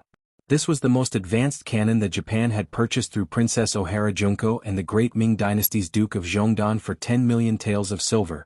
The Type 59-1 130mm cannon, which was equipped with an explosive bomb, range of 30 kilometers. The agreement had been reached a long time ago, but it was not until a year later that the deal was made. It was not because Emperor Hirohito had any concerns, but because he had limited money. However, he couldn't let Supreme General Ashikaga Yoshimasa find out about this. Under the situation where he couldn't openly raise money everywhere, and even under the situation where he couldn't use the national treasury, it took him a full year to gather all the money. And this was the result of Emperor Yan'an secretly selling 2 of his imperial properties. Finally he had enough money. Next, he arranged for his trusted minister Hirai and the former captain of Princess Junko's guard, Kobayashi, to go to the sea to trade with the mercenaries. Fortunately, the trade went smoothly. However, when they saw the Type 59-1 cannon on the transport ship, both Hirai and Kobayashi were shocked by the size of the cannon. It exuded a cold aura, like a steel work of art. The two of them could not help but click their tongues in amazement. After paying the money, Hirai and Kobayashi suppressed the excitement in their hearts and escorted the transport ship back to Japan. The wind was blowing, a storm was about to engulf them, unstoppable. Tide Sea, Bell Lake, Wulu Bone River, Saihan Mountain, Tatar Wala Mongolian. The vast area that belonged to them seemed to be either mountains or seas. Other than seas, there was only vast grassland. Yendu, also known as Lingjichuan in the Ming Dynasty, was a large town in the eastern part of Tatar. At this time, 400 miles east of Yendu, Yang Qindong led the main force along the Wulu Bone River to meet up with Lu Zhua's 2nd Cavalry Regiment, who was the vanguard.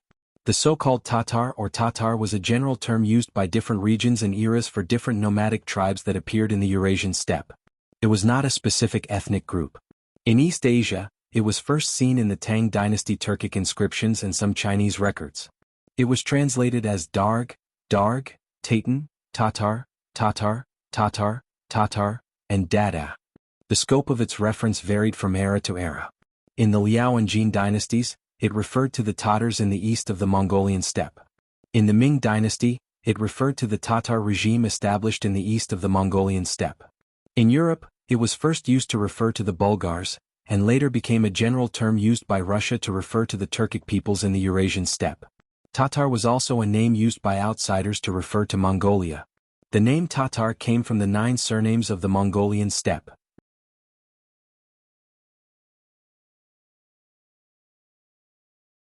Chapter 675. To be specific, the Tatars were the Mongolians who spoke the Turkic language. In fact, after Genghis Khan conquered the Tatars, the Turkic-speaking Tatars migrated to the west. Now the remaining Tatars were not that authentic. To describe it in 2 sentences, Dayuan was destroyed by the Ming dynasty and became Northern Yuan. Finally it became Tatar. Tatar was a part of Mongolia and was ruled by the Golden family. The powerful Mongolia was divided into 3 parts. One was Tatar, the second was Wala, and the third still called themselves Mongolia. 15,000 cavalrymen and 5,000 infantrymen began to set up camp. Yang Qindong only had a vague impression of this place. All he knew was the intelligence sent by the security bureau. In the big tent, Lu Zhua, who had arrived first, was called in. Together with him was the commander of the 3rd Battalion, Taimua. "How is it? How much do you know about the situation?" "6th young master, please come to the sand table." Lu Zhua had arrived 10 days earlier with the army. He more or less grasped the situation. At least, he knew the situation of the surrounding enemies very well. In front of the sand table, Lu Zhua seriously reported the surrounding situation in detail. For example, the nearest city, Yendu, belonged to the Tatars. The general in charge was called Mu Ren. He had 3,000 cavalrymen and 2,000 infantrymen. Further away was Haramanglai, also known as the civil and martial town by Baiming. There were only 200 to 300 Tatars there. In the end, Lu Zhua also said that if they wanted to know more about the enemy, they had to go deeper into the grassland. In such a place, it was normal to not see any signs of human habitation, towns, or villages for hundreds of miles. 3,000 cavalrymen and 2,000 infantrymen? That's not interesting. Don't touch them first. Let's observe the situation first. Send out the reconnaissance team. As for the other soldiers, don't wait in vain. Since we've entered the grassland, we can train the soldiers. Yang Qindong knew that without enough strength, one wrong step could cause irreparable losses. Therefore it was better to stay still. After traveling for more than 10 days, the army stopped and rested in this nameless grassland. Be it the cavalry or the infantry, under the leadership of the battalion commanders, they began to practice their cooperation and joint attacks. Among them, Division Commander Wu Sheng and Division Commander Qin Bo had sent the soldiers of the 3 divisions of the Cold Front Division to various units to train them on how to use and implement the 3-3 tactic. Once they mastered it, it would greatly improve the combat ability of the army, especially when used in small units. The army had started training, and even Tiger's Mane was busy with the matters of the independent regiment. The only one who was really free was Beta Persei, who was beside Yang Qindong. Although Beta Persei also had a position as the battalion commander of the logistics battalion, the military quality of the soldiers in the logistics battalion was too poor. After trying a few times, Beta Persei was completely disappointed. He simply let them practice their cooking skills and serve everyone well. Beta Persei returned to Yang Qindong's side as he didn't want to deal with pots and pans every day. Coincidentally, Wu Hua and the others had finished making more than 100 sets of warhorse chainmail. The overjoyed Yang Qindong decided to go out and train to see how effective it would be. After a long journey, the speed of the warhorse would be greatly affected. The two guard squads, Yang Qindong, Beta Persei and the others majestically rode out of the camp on their black warhorses. They galloped all the way north, leaving behind the endless envy of the officers in the camp. Unfortunately, there were no extra materials in the camp. Wu Hua had said that if they wanted the chainmail they could go to the battlefield and seize it. Naturally, he could make it into finished products and give it to everyone. Ignoring the envious gazes of the people behind him, Yang Qindong rode the white dragon horse and rushed out of the camp. He ran for 50 li and just happened to see a small stream in front of him. Looking from afar, the water plants here were very exuberant. It was a good place to graze horses. Stop. Everyone is free to move around. Although he knew that 50 miles was not the limit of the warhorse, especially the white dragon horse under him. Running this distance was like playing, but considering that these warhorses were wearing chainmail for the first time, they still needed to adapt to it. Yang Qindong called for a rest. Of course, the rest of the guards didn't stop. The warhorses had just gotten black battle suits, and it was time for them to get used to each other. After all, no one knew when the war would come. Now there was time for them to run on the vast land. Other than the necessary guards, the rest of the guards continued to whip their horses and shout non-stop. The stream gurgled, the blue sky above his head, and the fresh air in his nose. It was like a beautiful scenery in a painting, making Yang Qindong intoxicated. Taking advantage of this rest time, he simply lay on the grassland with a piece of green grass in his mouth. He closed his eyes and hummed a song that did not belong to this era. He was extremely leisurely. Seeing that the sixth young master was so elegant, Beta Persei's face was also filled with joy. He quickly arranged for people to spread out the things they brought. It was a large blanket about 5 square meters, a large umbrella that could cover several people, and a small wooden table that could be folded and carried. There was also a tea set and a fruit plate. It was really difficult for Beta Persei to arrange for people to bring these things when they were outside. It seemed that the sixth young master's title of the head of the guards was not for nothing. It was June noon and the sun in the sky was hot. With this umbrella it was much cooler.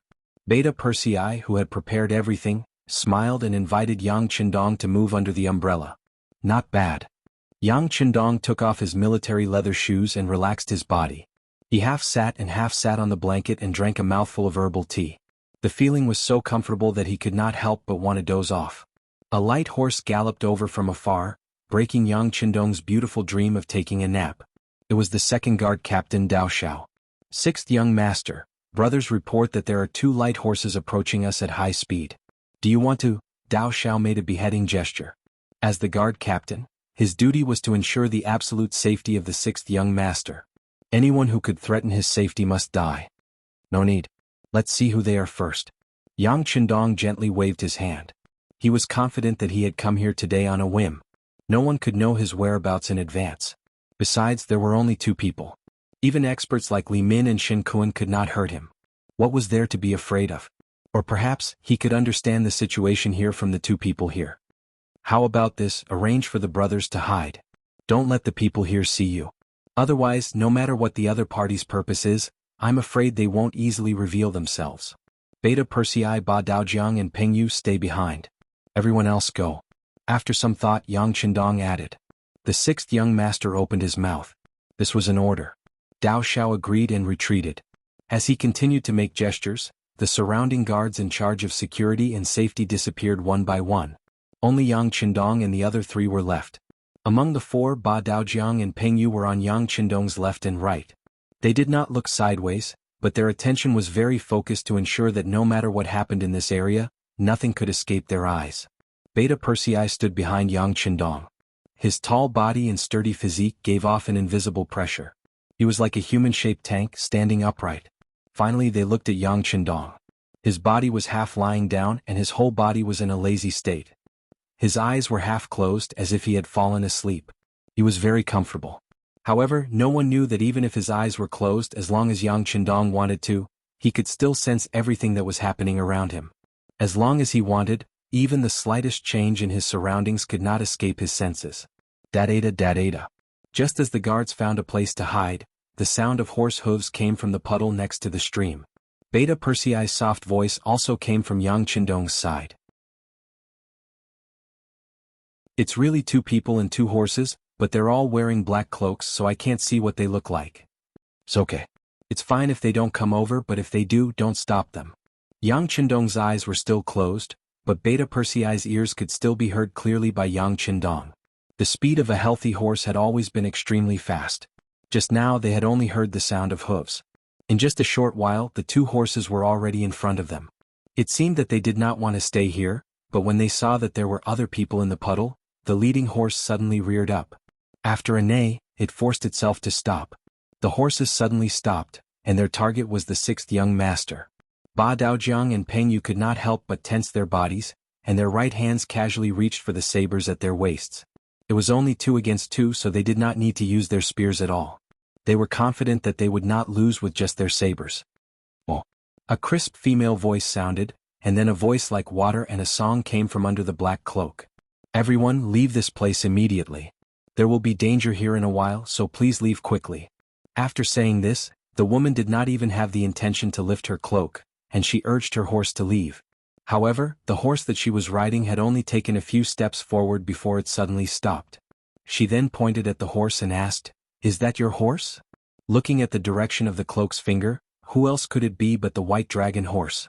The white dragon horse was eating water plants by the stream. It seemed to have sensed something and raised its head to look at the cloaked woman. Then very humanly it snorted disdainfully. The white dragon horse used to be a wild horse. Even after it was caught, no one could tame it except for Yang Qindong. If it was not for Yang Qindong's monstrous strength, it would probably still be in the stable now.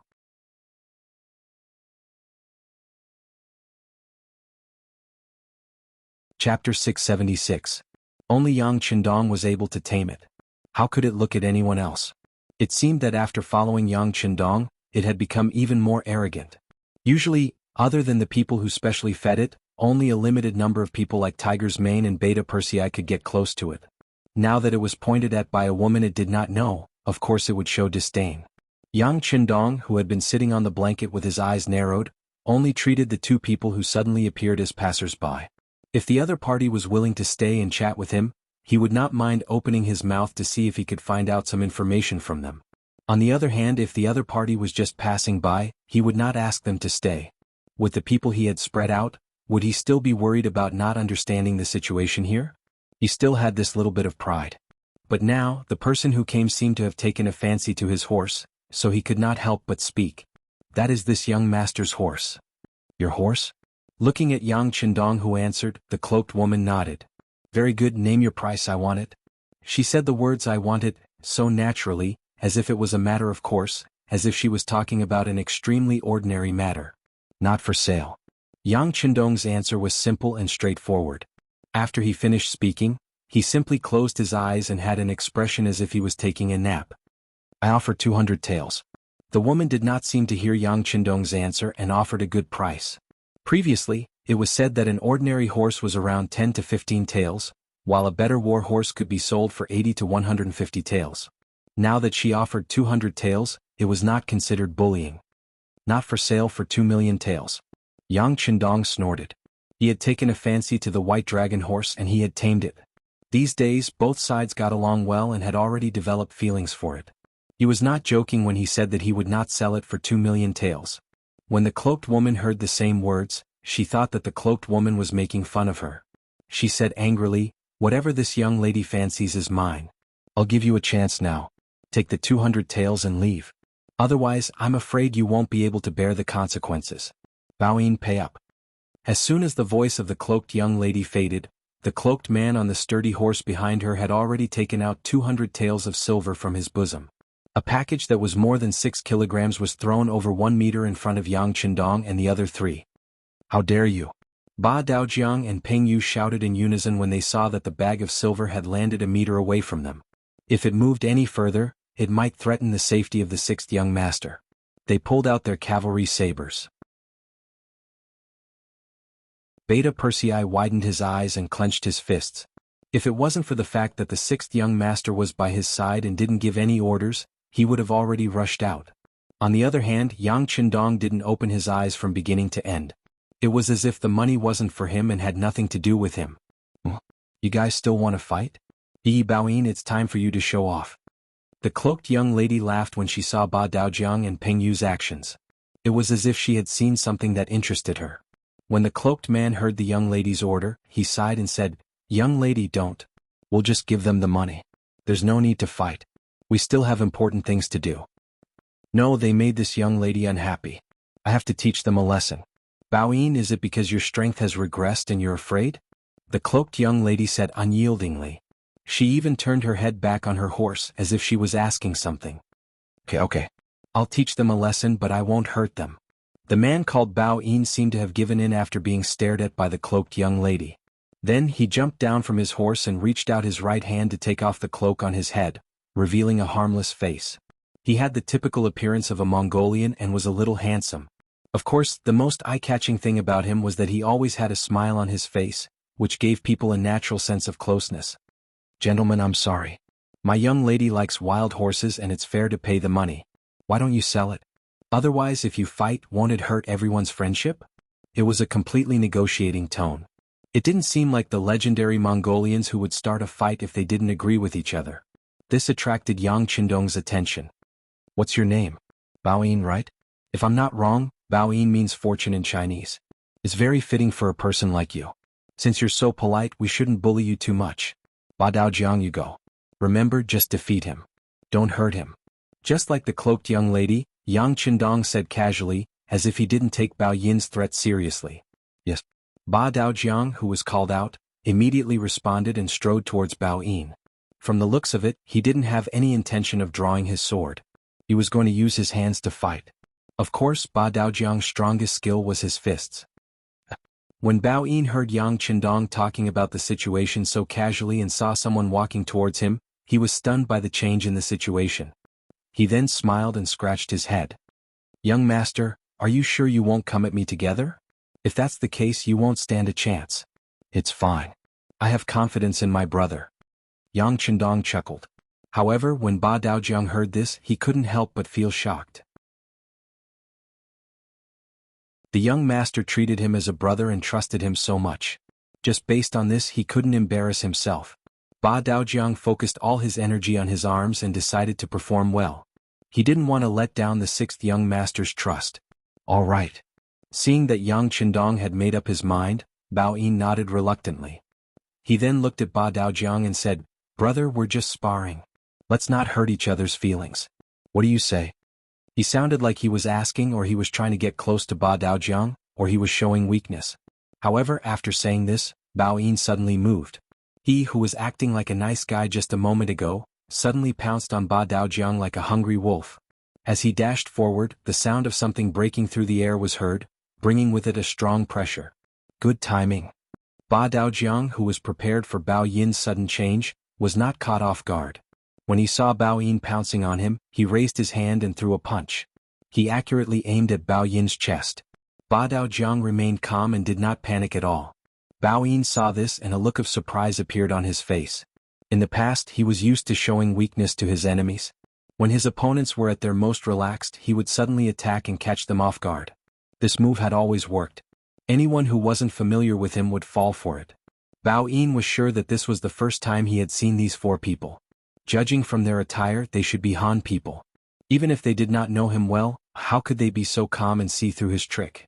This thought flashed through Baoyin's mind. Then Ba Daojiang's long fist came. Baoyin also felt the sound of something breaking through the air. He did not dare to be careless. He quickly retracted his hand that was about to grab his opponent and threw a punch at the incoming fist. Bang! The two fists collided due to Baoyin's sudden change in tactics. After this attack, Ba Daojiang only took half a step back. Baoyin took 3 steps back before he could stabilize himself. His face was as red as blood. Obviously, this punch had caused his blood to boil. He must have suffered some internal injuries. With just one punch, the winner was decided. After 2 breaths, Baoyin's expression returned to normal. He then shouted, So powerful, so powerful. I can't beat him. Miss, I can't beat him. You, and the rest of you. The cloaked woman saw everything. Because of this, she knew that Bao Yin was not lying. She had thought that Bao Yin would be able to take on 10 people at the same time, let alone 4 people at the same time. Who would have thought that the 4 people she had randomly met would be so powerful that they could defeat Bao Yin with just one blow? Who were these people? Under the cover of the cloak, no one could see the change in the woman's expression. However, from the way her delicate body swayed on the horse, it was obvious that she was shocked. Who are you people? Did Hararuo send you to stop us? After an unknown period of time, the cloaked woman finally opened her mouth to speak. However, anyone could hear that her voice was trembling and filled with fear. Hararuo? Who is he? Yang Qindong only felt that the name sounded familiar. However, he was sure that he did not know this person. Therefore, he simply shook his head. You were not sent by Hararuo to stop us? The cloaked woman asked again, seemingly in disbelief. Sigh. Yang Qindong, who was sitting on the blanket, shook his head helplessly. I say, which eye of yours saw us stop you here? It was clearly you who took a fancy to my horse and wanted to take it away. Of course, if you don't believe me, you can leave now. See if anyone will stop you. Yang Qindong looked at the cloaked woman as if she was an idiot. He really did not know what kind of intelligence this woman possessed. Her imagination was too infinite. Once the matter was exposed, the cloaked woman closed her mouth. She clearly knew that she had misunderstood the other party. Behind her, Bao Yin rolled his eyes and nodded. Yes, this young master and the other heroes. We have misunderstood you. I'm sorry. How about this, we will leave now. Leave now.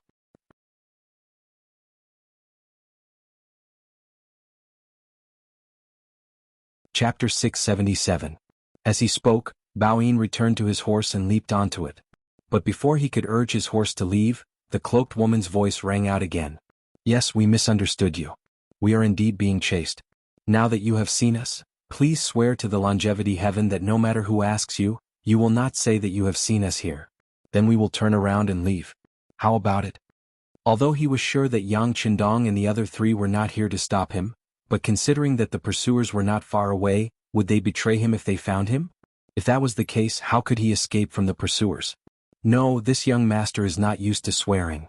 Yang Qindong shook his head and added casually, all right, since there are pursuers behind us, why don't you leave quickly? Do you really want to stay here and let them catch up to you? Yang Qindong was chasing them away, but the more he did so, the more the cloaked woman felt that something was wrong. No, you have to swear. Otherwise you will definitely betray us. Do you have a persecutory delusion? Seeing that the cloaked woman was so persistent, Yang Qindong could not help but say, What do you mean by a persecutory delusion? What are you trying to say? The cloaked woman's hearing was good, so she heard everything clearly. Because of this, she wanted to know more. This time, before Yang Qindong could answer, another rider came from the side of the small valley. The rider was the captain of the 1st Guard Squad, Chiu Vi. When he was 10 meters away from Yang Qindong, he had already dismounted and saluted. 6th young master, there are 300 riders moving in our direction. Do you think we should move first? No need. Yang Qindong shook his head and looked at the cloaked woman and Bao Yin. This should be the pursuers. It has nothing to do with us. Just be careful. Yes. Chiu Vi saluted again and left on his horse. From the moment he appeared to the moment he left, it was as if he had never been here. But now no one cared about Chiu Vi's appearance. Bao Yin, who had been smiling, finally showed a trace of nervousness. He looked at the cloaked woman and said, Young miss, they have caught up. Let's leave this place first. No, they haven't sworn an oath yet. If we leave now, they'll know where we went when they catch up with us. The cloaked woman shook her head stubbornly. Bao Yin looked like she was in a difficult position. She then looked at Yang Qindong and said, Mister, I can tell that you are a good person. Why don't you make an oath? After all, you won't lose anything. What do you think? Oh, is this a good person card? Yang Qindong smiled and shook his head. The young master has said that I don't like to make oaths. So, don't even think about it. Let me give you a piece of advice. Leave immediately. Otherwise, you won't have another chance. Yes, we won't have another chance. The cloaked woman suddenly said as she looked at the stream in front of her. Following the direction she was looking at, they could clearly see that the water in the stream was rippling. This was the tremor caused by the arrival of a large group of war horses. Everyone had been around horses since they were young. The Mongolians were known as the people who lived on horseback. They knew a lot about horses. Naturally, they knew that when there was a tremor on the ground, the distance between the two parties was very close. Perhaps they could still leave now, but Yang Qindong did not promise not to reveal their whereabouts. So, if they escaped now, as long as they chased in the right direction, it would be easy to catch up with them. Since that was the case, they might as well not leave. After all, the other party did not have the intention to kill them. They just wanted to capture them. As for Yang Qindong and the other three, they did not sell their horses first and did not promise not to reveal their whereabouts. Based on these 2 points, they should be punished. In an instant, the cloaked woman seemed to have thought of many things. Then she suddenly got off her horse and walked towards Yang Qindong under the umbrella. As she walked, the woman took off the cloak on her head. When she walked in front of Yang Qindong, her appearance was completely revealed to everyone. This was a woman with an oval face. Her eyes were very big, her nose was very high, and her mouth was as small as a cherry. Her skin was very white. It was unknown how she took care of her skin. She did not get tanned even after riding on horseback every day. Of course, what caught Yang Qindong and the men's attention the most was that the woman's breasts were very high, which also became her biggest feature. When everyone looked at her, they couldn't help but look there first. Yang Qindong was no exception. He had seen many women in his previous life, but she was definitely the first one with such a huge chest. It was so big that it was a little unbalanced. Yang Qindong thought maliciously. Would he fall down while riding on his horse? At this moment, the girl had already arrived in front of Yang Qindong. Seeing that his gaze was fixated on her, she couldn't help but let out a prideful laugh.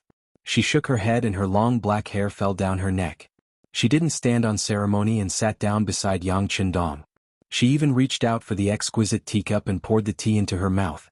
The woman was so open that Yang Qindong finally retracted his gaze. Hey, I said that's my teacup. I didn't dislike you. What are you yelling for? The woman pouted. She didn't even say anything. How could a man like you have the nerve to yell here? Yang Qindong, who wanted to say something, could only swallow his words back into his stomach. He took out another teacup from under the table and drank by himself. When the woman saw that Yang Qindong was ignoring her, she wasn't angry. On the contrary, her eyes revealed a sly smile. She pointed at the large umbrella above her head. Hey, I say, you are really relaxed. There's a blanket on the ground, a large umbrella above your head, and you are drinking tea while looking at the scenery. You are really comfortable. But what are you looking at? There's nothing in front of you except for this small stream. There can't be any underground treasure here, right? The woman took the initiative to talk. Yang Qindong only glanced at her and ignored her as if she was invisible. A woman, a beautiful woman, could tolerate a man peeping at her. She also liked a man to act like a gentleman in front of her. She could even understand if there was a hint of lust in his eyes. However, being ignored by others was absolutely intolerable. Hey, I am talking to you. Didn't you hear me? Do you know that the pursuers will be here soon? If they see me sitting so close to you, you will be in trouble. The woman couldn't stand Yang Qindong ignoring her and finally couldn't help but speak her mind. Finally, Yang Qindong reacted. I know. Didn't you want to say that you will implicate me? But you have already done so. Why are you telling me now? Are you feeling guilty? You know. Seeing that the other party had already seen through her little scheme, the girl's eyes widened even more. But soon she exclaimed, What do you mean by guilty conscience? This young lady wouldn't do that. I just want to tell you that if you sell that horse to me now, I will leave immediately. I promise I won't implicate you. How about it? Nothing much. Yang Qindong shook his head. I don't have any good points, but I am a man of my words. Since I said I won't sell it, then I won't sell it. You can give up now. You? Seeing that Yang Qindong wasn't moved by force or persuasion, the woman was so angry that she was at her wit's end. She simply turned her head and didn't look at him anymore. It was like a couple quarreling and giving each other a cold war.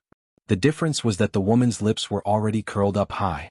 She had no problem hanging the oil jug up and down. On the contrary, Yang Qindong was still half squinting and half lying on the blanket. He looked very comfortable and didn't care about the woman's reaction at all. This made the woman even angrier. She turned her head away and didn't look in his direction. Beta Persei and the other three who were standing around could only shut their mouths tightly. They even deliberately suppressed the sound of their breathing, afraid that they would make a noise and provoke their master's displeasure. Clatter, clatter, clatter. In just a short while, the sound of horse hooves could be heard clearly. Then, after a cloud of dust, a group of 300 cavalrymen wearing foreign race clothes finally appeared in the middle of the ditch, beside the small stream.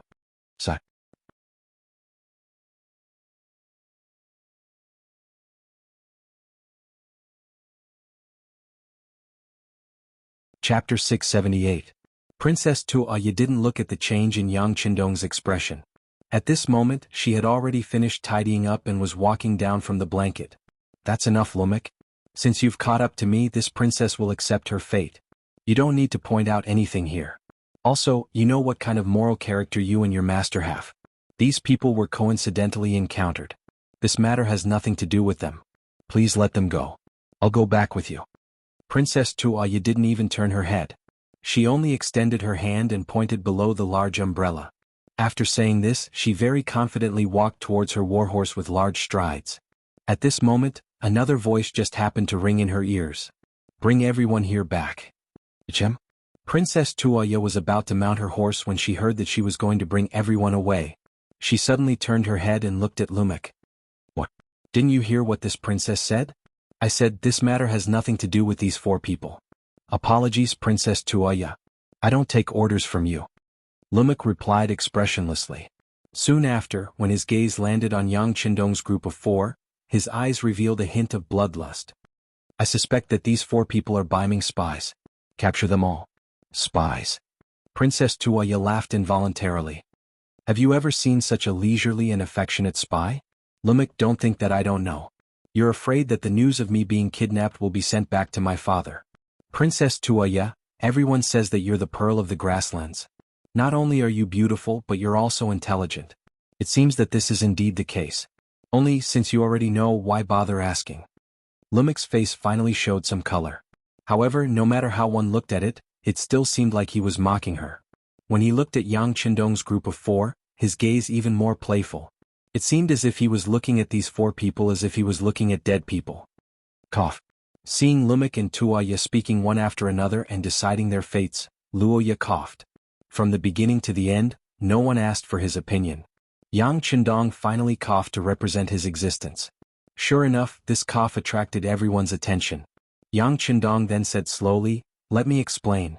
I just felt that the weather was good, so I came here to take a rest and breathe in the natural air. I'm really not a spy, so you must have misunderstood me. Of course, I'm not a talkative person. I've actually forgotten about what happened just now, so you guys can do what you need to do. Just pretend that I don't exist, alright?" As he spoke, Yang Qindong shrugged his shoulders innocently. Then he laid back down on the blanket and closed his eyes. It was as if he really couldn't see anything and just came out to take a breath of fresh air.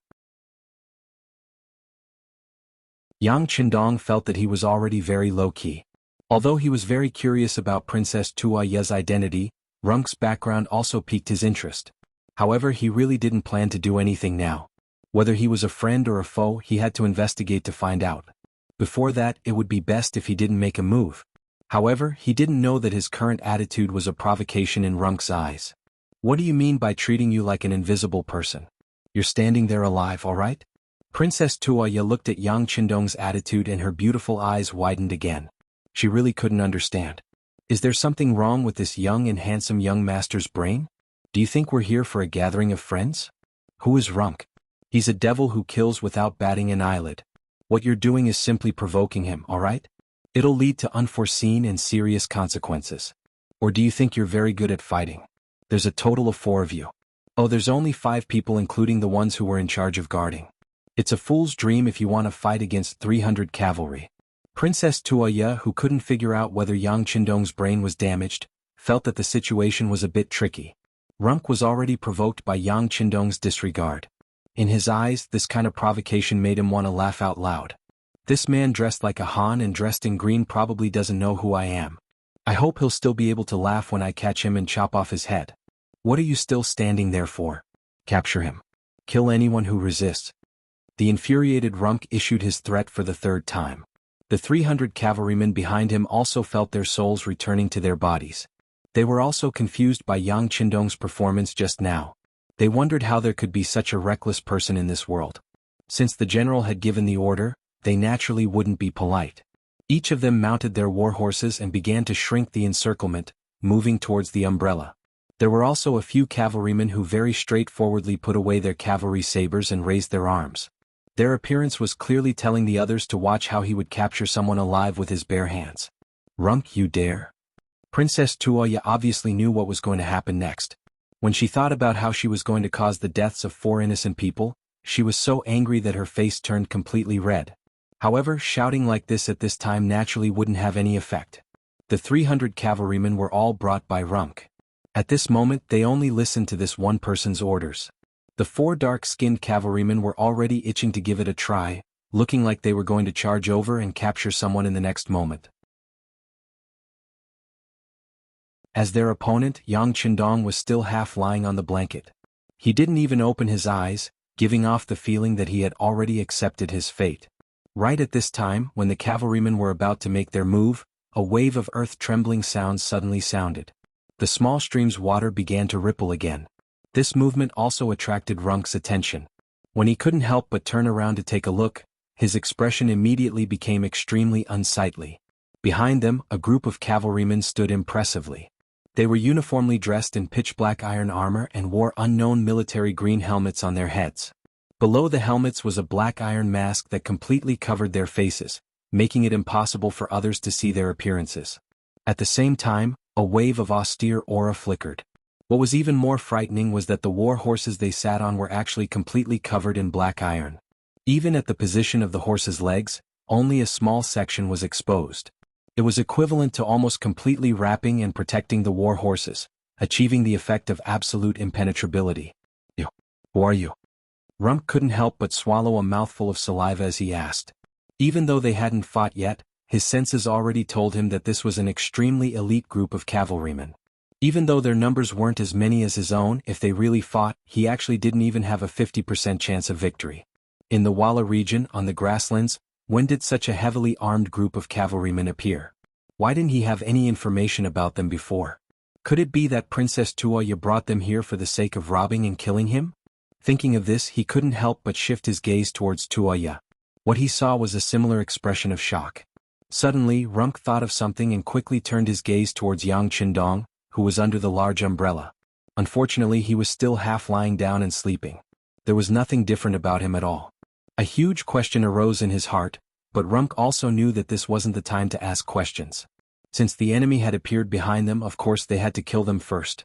"Everyone pay attention. Turn your horses around and prepare to charge." Whoosh. The 300 cavalrymen quickly turned their horses around and drew their sabers, preparing to charge. Charge. Kill. In the next moment, almost at the same time, both sides launched their attacks forward. At this moment, the battle cries disrupted the tranquility by the stream. At this moment, blood began to wreak havoc, and the pungent smell of blood permeated the originally fresh air. Yang Qindong also sat up. At this moment he couldn't pretend to be asleep, and he couldn't treat everything with indifference. He wanted to see just how powerful this black armor that had cost a fortune to create was. He wanted to see just what kind of amazing battle results could be achieved in the hands of these fast-trained, battle-hardened, and highly skilled guards. Under Yang Qindong's gaze, the cavalrymen from both sides charged and engaged in a chaotic battle. Sabers, broadswords, and spears clashed against each other. From time to time, there would be cavalrymen falling from their horses. From time to time, there would be streams of blood spurting into the sky, and from time to time, there would be cries of pain. After carefully observing the battlefield for a moment, Yang Qindong's lips curled up. As far as the eye could see, all those who fell from their war horses were enemies. Until now, not a single guard had died in battle, and not even a single one had been injured. Of course, this didn't mean that they wouldn't be injured, but because the protection was too comprehensive, they didn't even need to think about defense when facing the enemy. They only needed to swing their sharp sabers and kill. Regardless of whether it was themselves or their horses, they had absolute protection. Unless the enemy's saber, sword, or even arrows could shoot into their mouths or eyes. But obviously the guards' military quality was quite high, and they would never allow these key positions to become the enemy's target. After observing for a moment, Yang Qindong felt relieved. He had a deeper understanding of the warhorse armor, but it was a pity in his heart. The materials needed to create a warhorse armor like this were too much. If he could really have 10,000 cavalrymen like this, wouldn't he be able to sweep through the entire grassland without any opponents? After relaxing, he poured himself a cup of tea and said softly, Good, the tea is still warm. While Yang Qindong was leisurely sipping his tea, more than half of the 300 enemies were dead or injured. Even if less than half of them were alive, most of them were injured. If not for their excellent horsemanship, they would have fallen from their horses by now.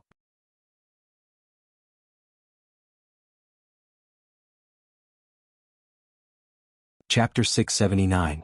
On the battlefield, Lumake had already gone from the initial shock to the current powerlessness. Originally, he thought that with 300 against 100, even if the opponent's equipment was excellent, he would be able to exhaust them to death. But when he really fought, he realized that this was not a battle but a beating. If he slashed the enemy would be fine. If the enemy slashed him, he would have to pay the price of serious injury or even death. This was simply an unfair battle. Seeing his brothers die one by one and seeing the number of comrades around him decrease, Lumake had no choice but to make a decision, which was to leave the battlefield and leave this place. He would report what happened to the higher-ups, and then wait for an opportunity to take revenge. Everyone retreat. Their war horses are heavily armored, so they won't be as fast as us. After exchanging blows with another member of the security team, Lumake's long saber only managed to produce a series of sparks. Finally, Lumake gave up on the thought of continuing to kill the enemy. He turned around and retreated. Some of the cavalrymen who were very close to Lumake also followed suit and turned to flee. In order to avoid being shot by the arrows, they kept making all sorts of evasive maneuvers on their horses. From afar they looked as agile as monkeys. Seeing that the enemy was about to escape, Beta Persei bowed and asked Yang Qindong for instructions. "Young master, don't worry about them. Let the team withdraw and sum up their combat experience." Yang Qindong naturally knew what Beta Persei meant. Now that Lumake was leaving, it was just as he had said. The members of the Iron Cloak Guards were clearly at a disadvantage in terms of speed. It was impossible to chase after them, and even arrows might not be able to reach them. Unless they used guns now, but this might expose their identities. After all, an army with continuous fire guns would easily make people think that they were related to mercenaries. He dared to use it against the Baiming guards because he believed that none of them would be able to escape. But now he did not have the confidence to kill all of Lumake and the others. Since that was the case, he might as well let them go. Of course, if the other party wanted to take revenge because of this, he would eat as many as they came. He was never afraid of war. For example, many founding emperors had gone through countless battles and life-and-death situations to achieve success. But then, they would talk about using virtue to win people over and rule the country with literature. Yang Qindong was different from them. He started from nothing and he relied on his powerful martial strength to achieve all of this. Therefore he would not be like the other emperors and hide anything. So what if he established the country with martial prowess? Since the country was founded on martial prowess, why should they fear war? Right now the 5-star army needed a baptism of war. So if there must be a storm, then let the storm come fiercely. That's right, arrange for people to post the sentries further away. If the enemy makes any strange movements, immediately inform the surrounding troops to surround and eat them. After that, Yang Qindong picked up the teacup on the small table and drank it slowly. Yes. Beta Persei stood up straight and waved to the fully armed guards who were still waiting for orders. Immediately, more than 100 riders scattered in all directions, appearing and disappearing as mysteriously as when they first appeared. The difference was that when they left, they took away the captured war horses and the enemy's corpses. "Hey, these are indeed your troops. Hey, who are you?" "My name is Narain Tuya and my father is Sud, the Khan of Mabe, Mongolia." This hand gesture was seen by the sharp-eyed Princess Tuoya. She immediately skipped back to the umbrella, taking off her riding boots and sitting down on the blanket without regard for anyone else. "Princess." Bao Yin, who was accompanying her, saw that Tuya had exposed her identity and wanted to stop her. Unfortunately, it was too late, so he simply shut his mouth. "Mabe, Mongolia." Yang Qindong listened to the introduction and nodded silently. In 1402, northern Yuan was destroyed. After the Yuan dynasty was destroyed, Mongolia was divided into many tribes. Later, it gradually formed into 3 major tribes according to the area they lived in. The Mongols who were distributed in the Inner Mongolia Autonomous Region and the 3 northeastern provinces were called Mabe Mongolia, which was also known as Korkan tribe.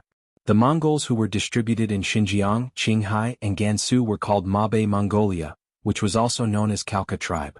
The Mongols who were distributed in Xinjiang, Qinghai, and Gansu were called Mabe Mongolia, which was also known as Oirat Mongolia. The territory of Mabe Mongolia should be between the Wala and Tatar tribes. This could also explain why Yang Qindong would coincidentally meet Princess Tuya here. I'm just a nobody not worth mentioning. Yang Qindong casually waved his hand and had no intention of saying his name. Hey, you're so boring. I've already told you my name and identity, but you're not even willing to say your name. That's unreasonable. How about this, you tell me your name and I'll tell you why Lumik is chasing me. How about it? Tuya looked angry at first, but when she saw that Yang Qindong was unmoved, she could only suppress her dissatisfaction and add another bargaining chip. Needless to say, Yang Qindong was really curious about Lumik's identity. He actually dared to make things difficult for Princess Tuya, the daughter of the Mabe Mongolian Khan. After thinking for a while, he thought that it was just a name and he wouldn't lose anything. He nodded and said, "Okay, I'll tell you.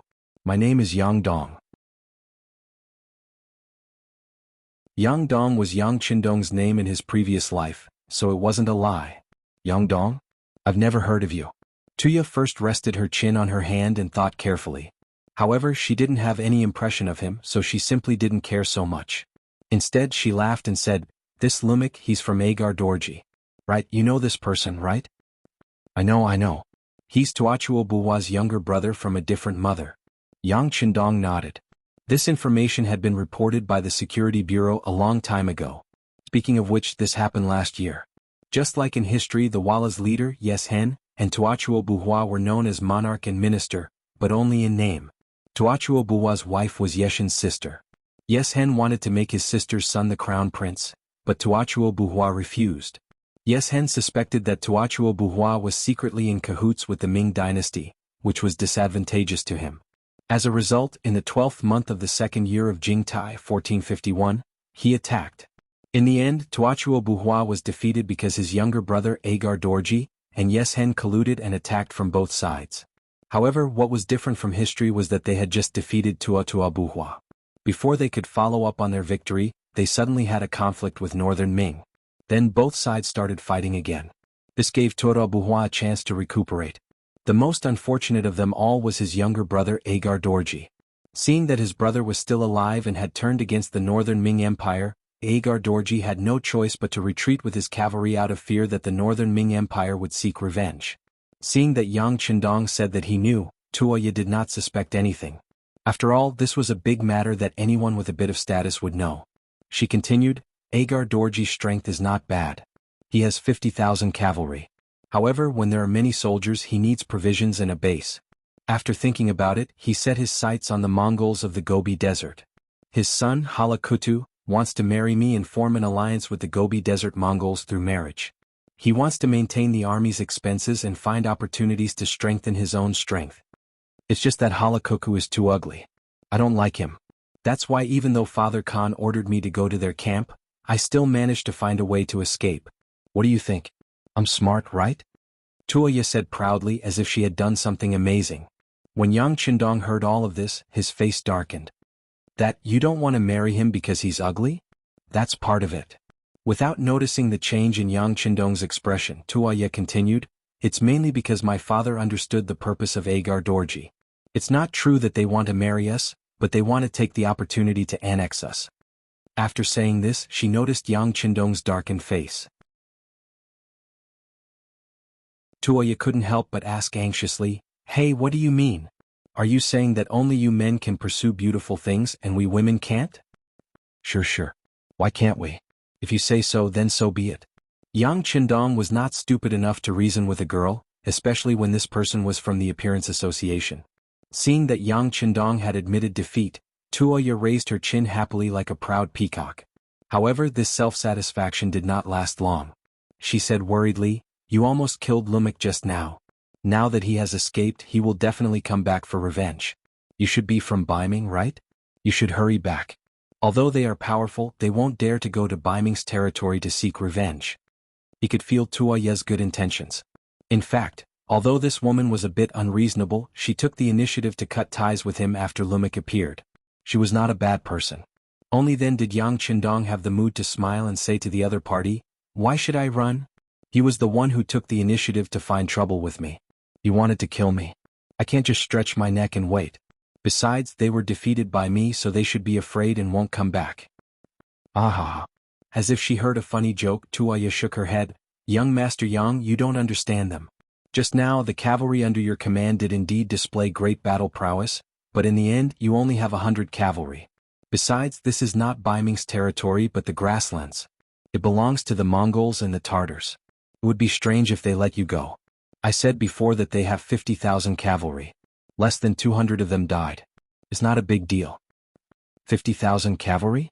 Are they going to send all of them to deal with me? Yang Qindong pretended to be surprised.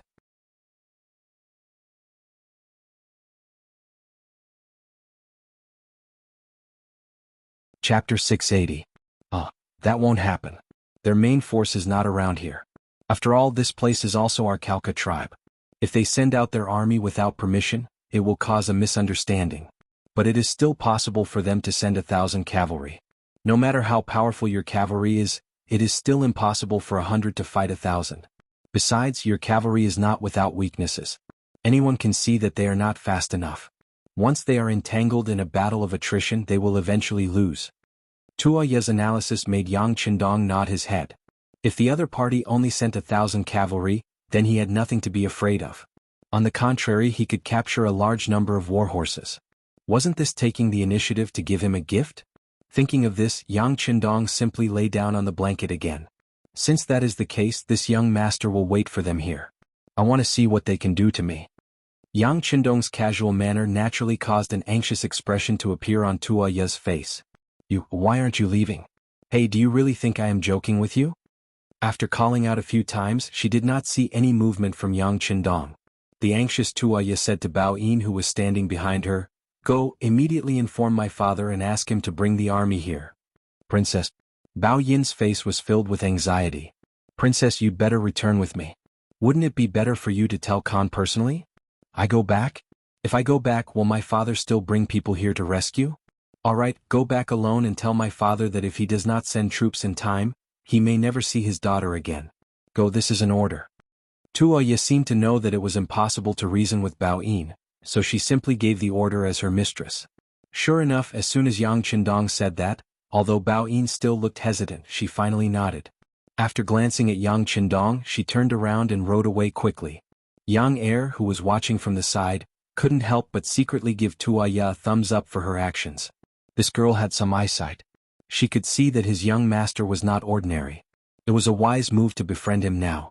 Of course, it would be even better if she could repay him with her body.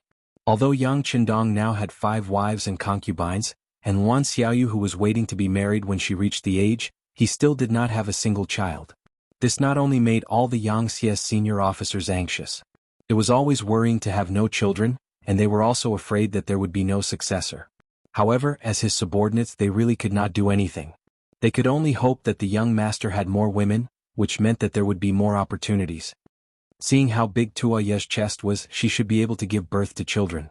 Beta Persei was still discussing in his heart. Yang Qindong did not know about this. After seeing that Tuoya actually took the initiative to stay, he asked curiously, "Why aren't you leaving? Aren't you afraid that Lumake will bring his troops back? My cavalry won't be able to protect you.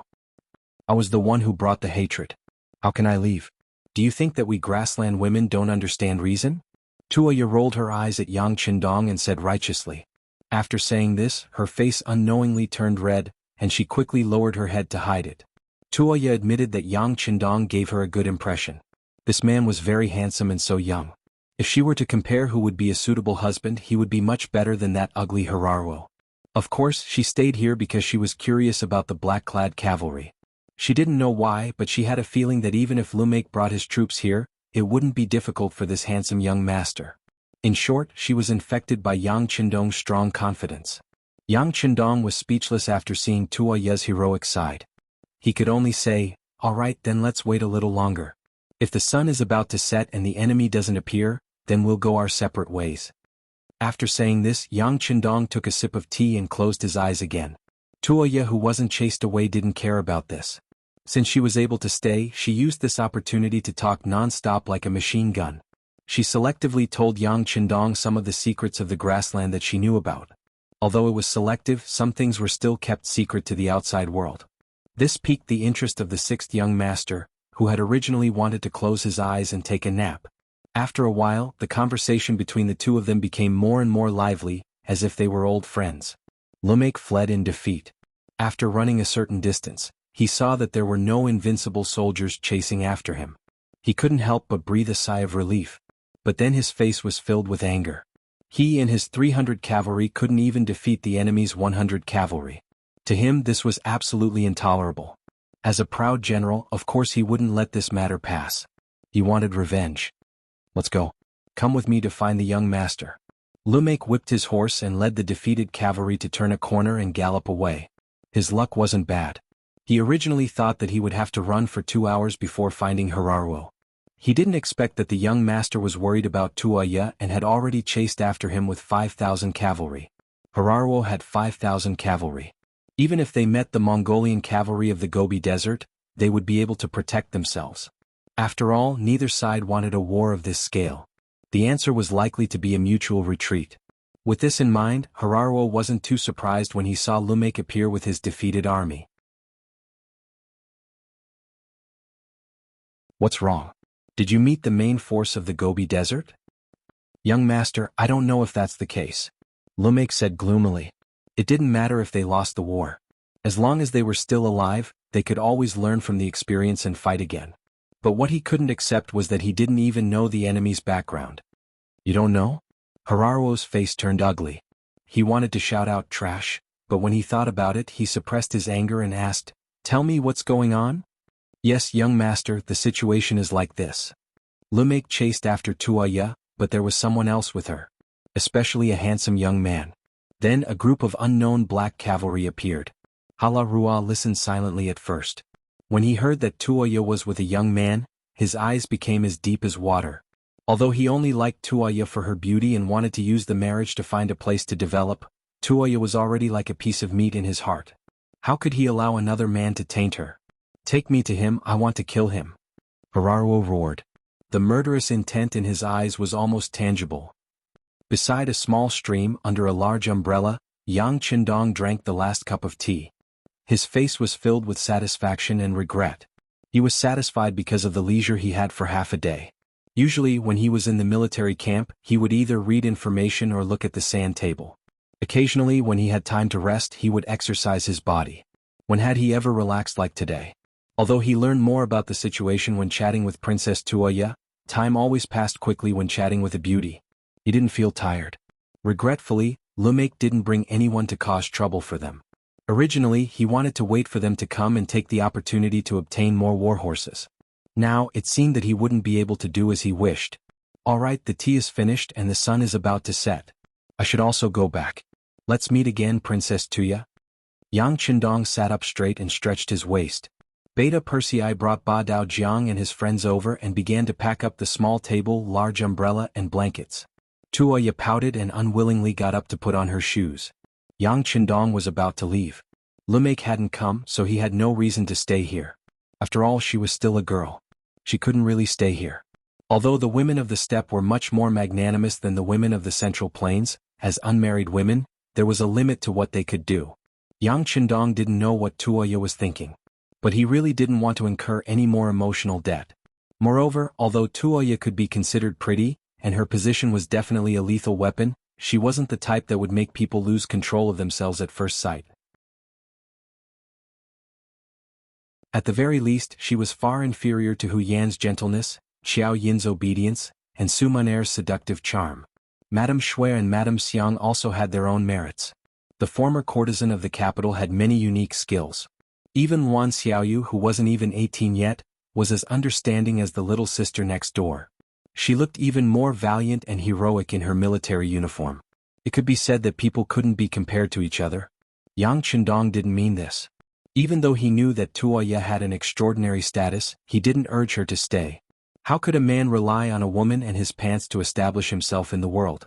At this moment, even though he saw Tuoya's unhappy face, Yang Qindong didn't have any intention of changing his mind. He remained silent the entire time, watching Princess Tuoya walk in front of his warhorse with a face full of displeasure and reluctance. Report. Seeing that Tuoya had already lifted one of her feet and was about to get on her horse at any moment, First Guard Captain Qiu Vi appeared in front of him. With a loud shout, he broke the originally peaceful atmosphere. Chiovi didn't kneel, only saluting with his body stretched taut. He said, "The scouts report that there's a group of cavalry approaching us from the northwest. There are about 5,000 of them." 5,000 cavalry? A look of shock flashed across Yang Qindong's face. He had thought that Rumak would come for revenge, but he didn't expect so many cavalry. If he had been prepared, with the 15,000 cavalry in his hands, he naturally wouldn't be afraid of 5,000 infantrymen. But the enemy had come too suddenly. He didn't know how many cavalry he could mobilize in such a short time.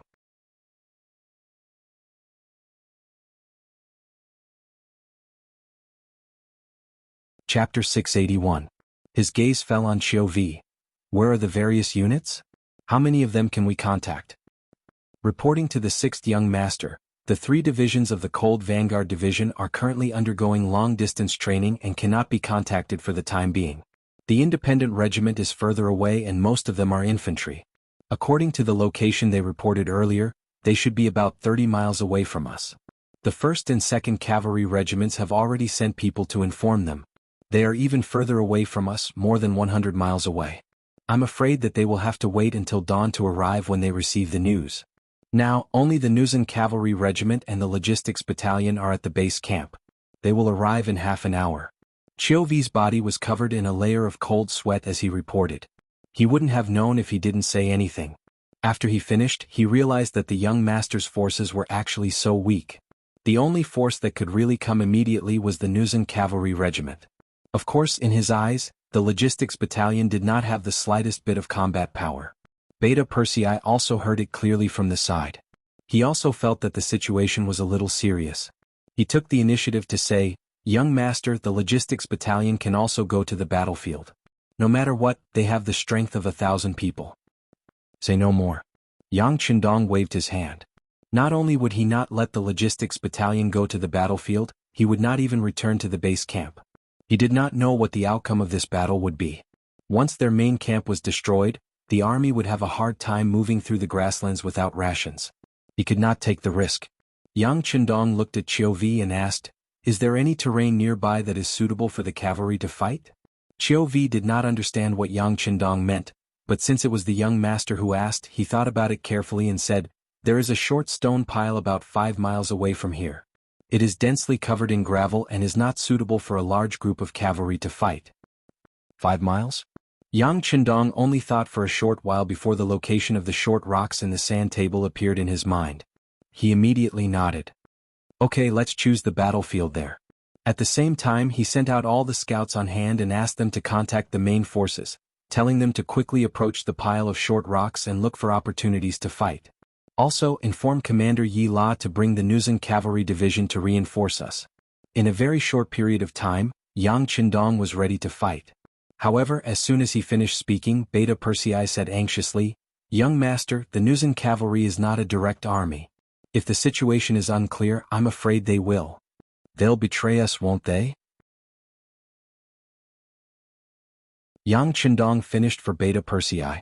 Then he sneered and said, "I believe that Yi La is not a short-sighted person. If he is, then sooner or later he will rebel. Isn't it the best of both worlds to use this opportunity to test him? Okay, it's decided. Captain Chiu, you can go and pass down the order." Yang Qindong wouldn't tell anyone that he had the secret of the warehouse. If Yella really wanted to go against him and threaten him together with Lumik, then he wouldn't mind taking out some weapons from the warehouse that would give them a scare. For example, he could casually drive out an armored tank. That was a good thing that could even block bullets. What could those bows and arrows do? At that time he would kill in all directions. He would turn the pile of short rocks into a pile of bones and a pile of blood. He sighed in his heart. "Yila, you better not disappoint me. Otherwise, because of you, I'm afraid that no Nuzan will appear in this world in the future." Yang Qindong pursued the goal of achieving it by hook or by crook. He could give others a chance, but there was only one chance. If you couldn't seize it, then sorry, the next thing would be the power of thunder that would destroy the world. Chiovi had followed Yang Qindong for a long time. Naturally, he could see the determination of the 6th young master. After saluting, he turned around and left. On the other side, Princess Tuaya also walked over at this time. "What's wrong? Did Lumei come again? Why don't you go northeast? I'm sure that Bao Yin has already told her father about me. There should be people coming to receive us." At that time, no matter how bold Rumak is, he won't dare to act rashly. Tuoya was truly kind. Yang Chendong could feel it. However, as a man, how could he live under the protection of a woman? Besides, war was the reason he came to this place in the first place. Sometimes, as the war continued, there would be fewer and fewer people. When those who were unconvinced became corpses and those who were convinced were still alive, then it would be time to unify this place. Yang Chendong, who wouldn't back down and had no reason to do so, naturally rejected Tuoya's kind intentions. In return, he didn't let her leave this time. Instead, he said in an inviting tone, "Rumak is indeed coming. This time he brought 5,000 cavalrymen with him. Why don't you come with me? It will be safer that way." Since the enemy cavalry was coming, they would definitely send out light cavalry scouts. Once they found out that Tuoya was alone, there was no telling what would happen. As a man, he naturally had the responsibility to protect a woman. Not to mention she wanted to help him out of kindness. "Me?" Tuoya pointed at herself and said in disbelief, "You allow me to follow you?" "Yes, for your safety. It should be now. Rumak's cavalry scouts should have surrounded us. It is too dangerous for you to leave now." Yang Chendong said seriously, trying to be as emotionless as possible. However, when Tuoya heard this, she was still touched. "See, he is still worried about me." Although she couldn't say that she liked Yang Chendong, she didn't know why, but at this moment her heart was filled with joy and joy. Things were just as Yang Chendong expected. Rumak's cavalry scouts had indeed locked onto the stream. When the first and second squad walked towards the pile of short rocks, they followed from a distance. These scouts didn't have any intention of attacking. Even when they saw the cavalrymen galloping past them, they didn't make any moves to stop them. Scouts were scouts. Their responsibility was to gather information and lock onto targets. As for the rest, it was naturally left to the combat troops. The pile of short rocks, as its name suggested, was made up of piles of broken rocks. Even after many months, it didn't seem to be very high. The highest point was only about 3 meters high. It didn't give them any advantage of looking down from a high vantage point. Fortunately, Yang Chendong didn't want to look for a high vantage point. He was satisfied as long as there was a place where he could stand and see further. The highest point of the pile of short rocks just happened to meet his requirements. Riding the white dragon horse, Yang Chendong slowly ascended and came to the top of the pile of short stones. Everywhere he looked, there were piles of stones one after another. They were scattered in all directions, dividing the area in front of him into dozens of pieces. This was the place where Yang Chendong asked for a small-scale cavalry battle. Chiu Vi had already said that the information from the scouting camp was that the enemy had about 5,000 cavalry. If that was the case, if they were to find an open space, the enemy would be able to kill them in a single charge. There wouldn't be much room to maneuver. "Young master, are we going to stay here for a while?" Beta Persei saw Yang Chendong stop on his white dragon horse and guessed something. "That's right. This young master will stay here for a while. Come, put the flag here. From today onwards, the name of the 5-star army will be known throughout the grasslands." Yang Chendong said with a heroic tone, then pointed to an open space beside him. Hearing this, Beta Persei called for the guard team to take out a bright 5-star flag and put it beside Yang Chendong. The red flag immediately fluttered in the wind, showing off its charm. All the guard team members wore black armor with iron masks and wore Kevlar helmets that didn't fit in to protect the important parts of their heads. Yang Chendong also covered his white dragon horse with a layer of iron armor and changed into the same outfit as the other guard team members. When they stood under the 5-star flag like this, a powerful aura was unknowingly born. It made Princess Tuoya, who was watching all this curiously from the side, feel like she was about to meet the Great Khan. Just as the preparations were in place, a cloud of dust rose from the south of the pile of short rocks, making it impossible to see who was coming and how many people there were. Out of instinct, Tuoya asked with some apprehension, "Is it the cavalry brought by Rumak?" Looking in the direction, Yang Chendong shook his head with a smile. "It shouldn't be them, it's our cavalry." "Your cavalry?" Tuoya was a little surprised after saying this. She was more and more unable to understand the origin of this Yang Dong. She was certain that this was the first time she saw the 5-star flag in front of her. But this curiosity was quickly suppressed. Right in front of them, another cavalry team loomed in the distance. Tuoya, who was riding beside Yang Chendong, had a solemn expression on her face. Although Yang Chendong had already surprised her, the number of cavalry that Rumak brought was obviously too much. Even if there were more than 100 black cavalry, Could they turn the situation around? If Yang Qindong was defeated by Rumak as a fellow traveler, she wouldn't have an easy time either. Thinking of this, Tuoye's gaze looked towards the northeast, but there was still no movement there. It made sense when she thought about it. Bao Yin had only left for a short period of time. Her father still needed to gather the cavalry when he received the news. It was impossible for him to rush over so quickly. What was different from Tuoye was that Yang Qindong's expression was normal. He didn't show any fluctuations in his emotions from beginning to end. Until the first cavalry team appeared, a rider jumped out and arrived under the pile of rocks. Nuzhen cavalry team leader Yi Wei greets the sixth young master.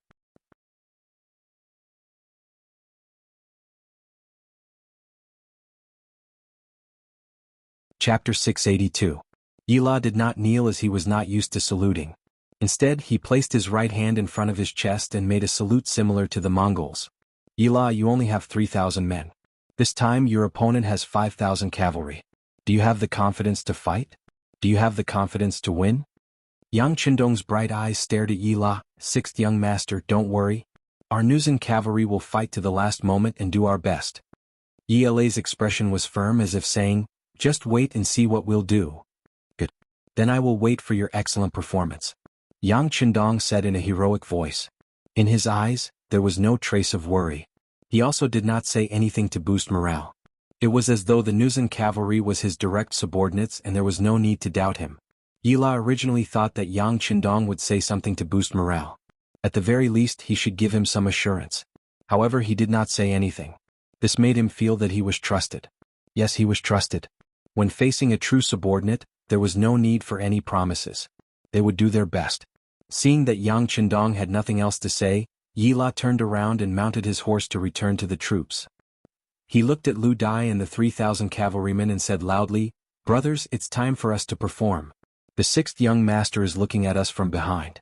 Our parents and wives in our hometown are also waiting for us to perform meritorious deeds. Right now, we only need to do our best to destroy the enemy cavalry and give them a better life. Is everyone confident? Kill the enemy and perform meritorious deeds. Kill the enemy and perform meritorious deeds. The 3,000 Nuzhen cavalry below all shouted excitedly. Very good. Divide the cavalry according to the plan. Spread out according to the different terrains. Use the Nuzhen's unique guerrilla tactics and a 3-to-3 attack formation. Yila, who had shouted, announced the battle order coolly. Yila was very confident in these elite Nuzhen cavalry. As long as they performed well, what was there to be afraid of even if there were more than 5,000 cavalry?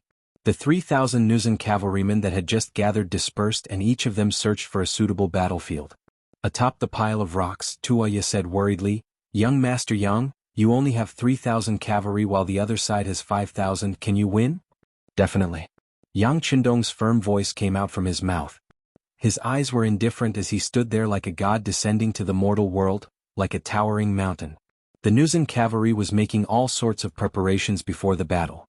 In the distance, Halaruaku and Rumyuk were approaching with their 5,000 cavalrymen. According to the cavalry scouts under his command, Haliruo already knew that the strength of the enemy this time was not weak. They actually had 3,000 cavalrymen. Of course, although they weren't weak, he still didn't put them in his eyes.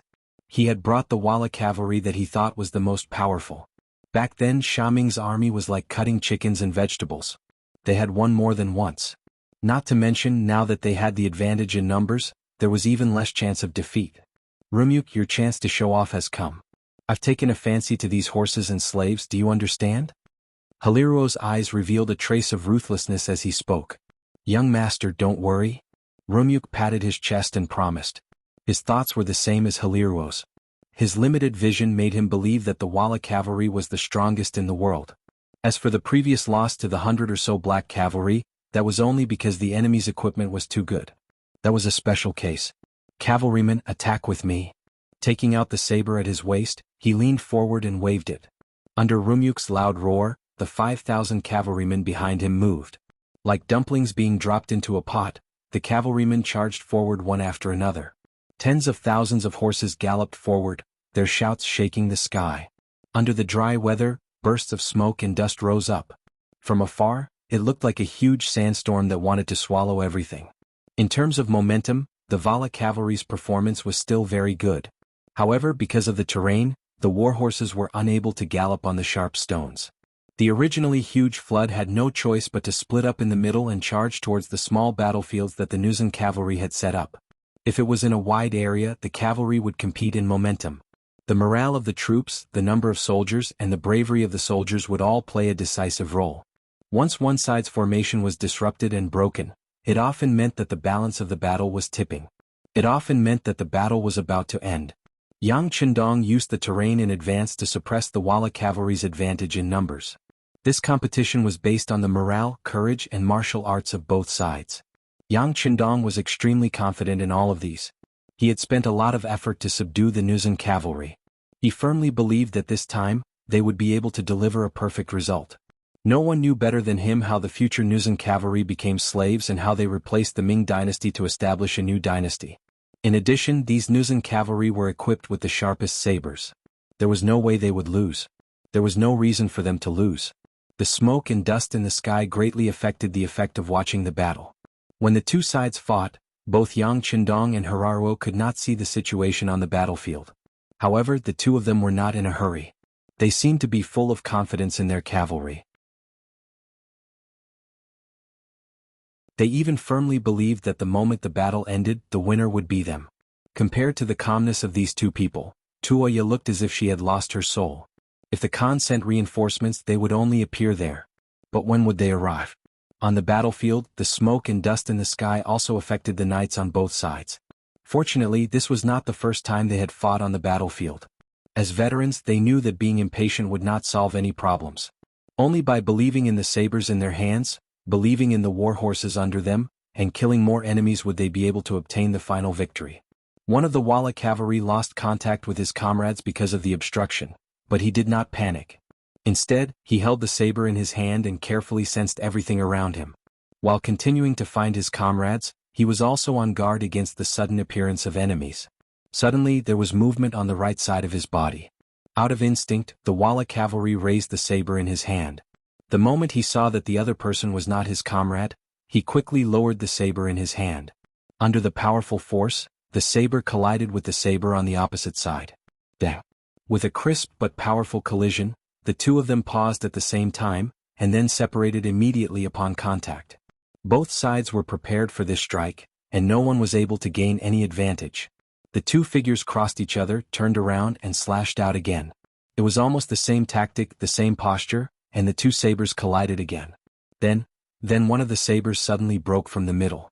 The broken weapon was naturally the saber in the hands of the Vara cavalry. If it was not for the huge impact, perhaps his saber could have held on for a while. But when both sides used their full strength, after two clashes, the advantage of weapons was highlighted. The saber actually broke from the middle, and cold sweat instantly emerged from the body of the Wala cavalryman. Although it was June and the weather was very hot, he did not know why he was sweating all over. He did not know why. But since the saber in his hand broke from the middle, the next thing to do was to escape. Otherwise, if both sides swung their sabers, one saber could not reach the enemy's saber, but the enemy's saber could cut him. How could he fight this battle? Fortunately, when the saber hit the second time, the two sides were already facing each other, so it was naturally the best time to escape. The Wala cavalry pressed his legs and urged his horse to rush forward. He did not dare to turn back and fight the Nuzan cavalry head-on. The Vara cavalryman was still lamenting his good luck that he wasn't killed by the enemy due to the disadvantage of his saber. Suddenly, another cavalryman rushed out of the smoke. It was another Nuzan cavalryman. Out of instinct and habit, the cavalryman slashed forward with his saber. However, he had forgotten that the saber in his hand had already been broken in half. Not only did his saber not hit his opponent, it was his opponent's saber that landed on his chest instead. Blood splattered and a warm stream splashed on his face. While the Wala cavalry felt these changes, the strength in his body was quickly drained at this moment. He wanted to say something, for example, if it were not for the broken saber he would not have died. But now his chest was split open and his bones and organs were exposed. No matter how he opened his mouth, he could not make a sound. Plop. With no strength left, the Wala cavalry finally fell from the horse. He looked at the sky with his eyes wide open. Perhaps this moment was a relief for him. This was just one of the many places on the battlefield. In fact, the same scene was happening all the time. Not long after the battle, countless Wala cavalry died because of the broken saber. They may be good at fighting or they may be good at riding. But how could they defeat the equally powerful Nuzan cavalry with their bare hands? One by one, the Wala cavalrymen were hacked to death and fell from their war horses, causing a cloud of dust to fly into the air. Outside the battlefield, Har did not know that the scales of victory had tilted to the other side. He was still dreaming of the victory.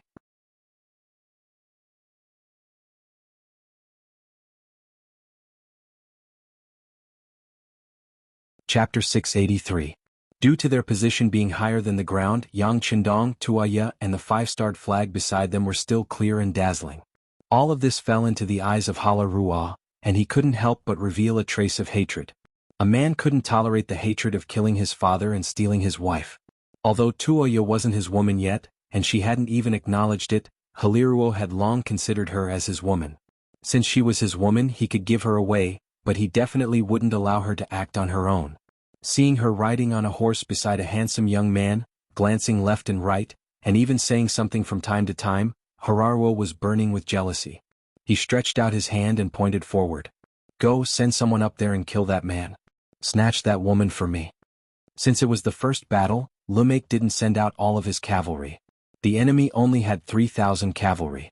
He only needed to send out 3,000 cavalry to clinch the victory.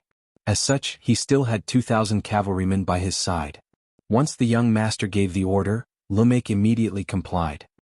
He pointed at 2 centurions and said, "You two take the men from our main force and capture the person on the short rock. Remember, the man can die but the woman must be brought back alive." "Yes." The 2 centurions who were called out replied proudly. 200 men chasing after a few people. In their opinion, General Lunk was being too cautious. Of course, they didn't know about the existence of the black cavalry. Otherwise they wouldn't have thought of courting death. Yes, these 200 Wala cavalry were courting death. Only 200 people dared to have designs on Yang Qindong. Not to mention him personally taking action. Just the 100 over black knights by his side would be enough to make them doubt their lives. The 2 groups of 200 cavalry didn't charge into the battlefield. Instead they took a detour to the pile of rocks. With the speed of their war horses, they arrived at the left and right sides of the pile of rocks in less than an incense's time. The 200 cavalry approached with smiles on their faces. "Release the arrows." Just when they thought they could reel in their prey, a wave of arrows pierced through the air. Over 100 arrows suddenly appeared from 2 different directions, flying towards the Wala cavalry that was still filled with anticipation. Clang. Caught off guard, the Wala cavalry took out their shields or made all kinds of difficult dodging movements. The arrows flew past them. Most of them dodged and only a few were hit. However, they weren't in critical positions and didn't threaten their lives. Although the arrows didn't kill anyone, they effectively stopped the Wala cavalry's charge. Just when they were cursing and saying that it wasn't a gentleman's action, a large group of cavalry in black armor suddenly appeared on the 2 sides of the pile of rocks. Not only were they wrapped in black armor, but they also had black masks on their faces. Even the war horses under them were equipped with iron armor. They were armed to the teeth. Looking at the cavalry in black with a green helmet, the 200 cavalrymen couldn't help but be startled. This was the first time they had seen such an enemy. Silence, no sound, only the sound of the horses' hooves moving forward. The sound was like a drum that smashed into the hearts of every Wala cavalry, and the horror on their faces became more and more intense. At this time, the rhythm of the battlefield was completely taken over by the black cavalry. The hard training of the guards was effective at this time. The silent battle cry spread out endless murderous aura and shrouded the 200 Wala cavalry. Gulp. A centurion of the Wala unconsciously swallowed a mouthful of saliva, then nervously wiped the sweat dripping from his forehead, and said in a trembling voice, "Fight with me." Only the heavens knew how much effort it took for him to say those words. Fortunately, he still managed to say them in the end.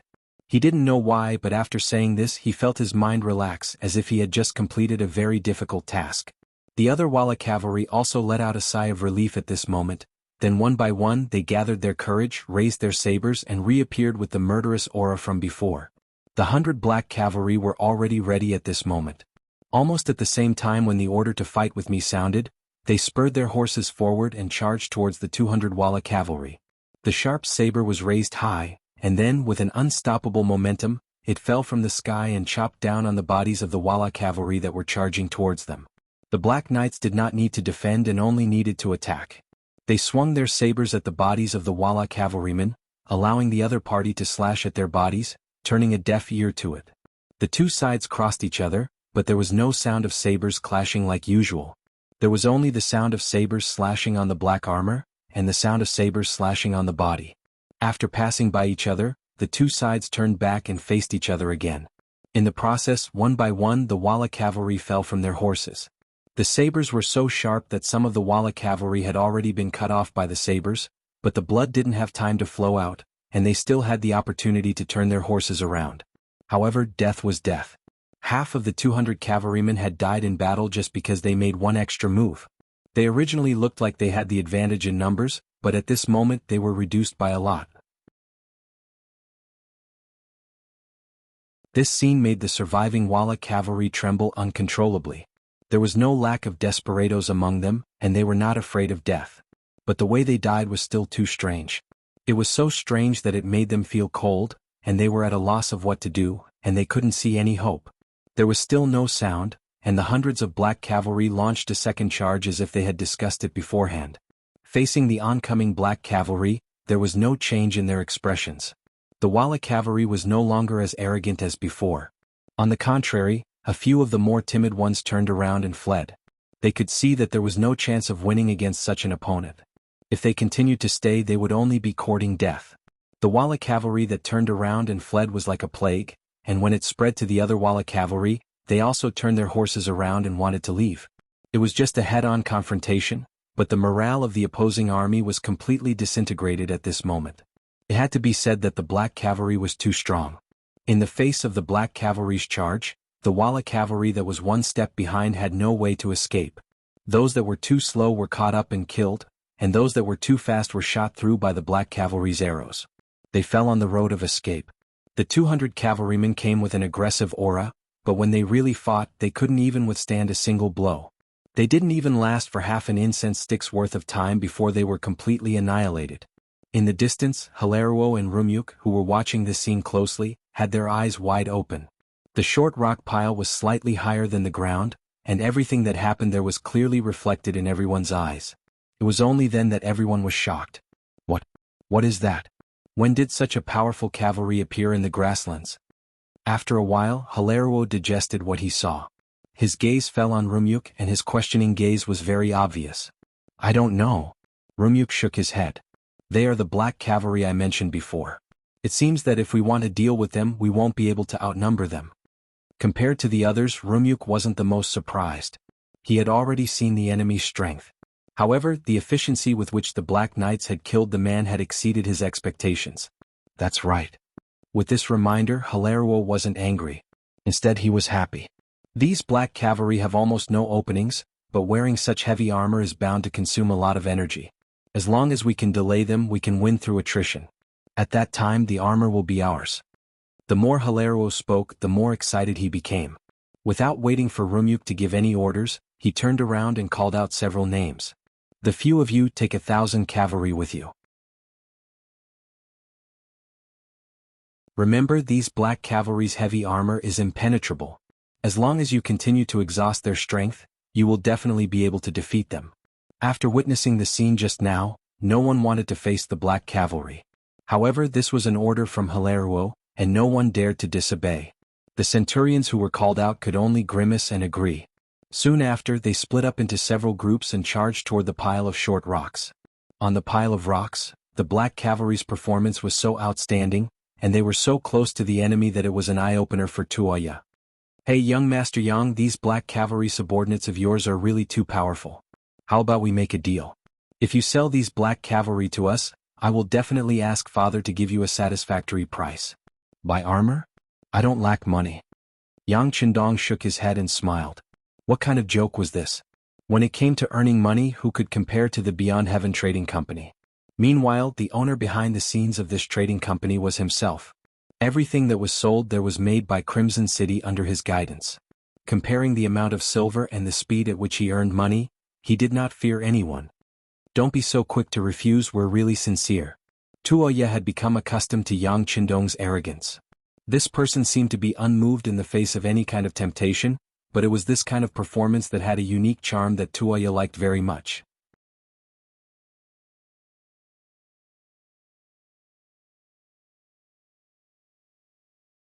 Chapter 684.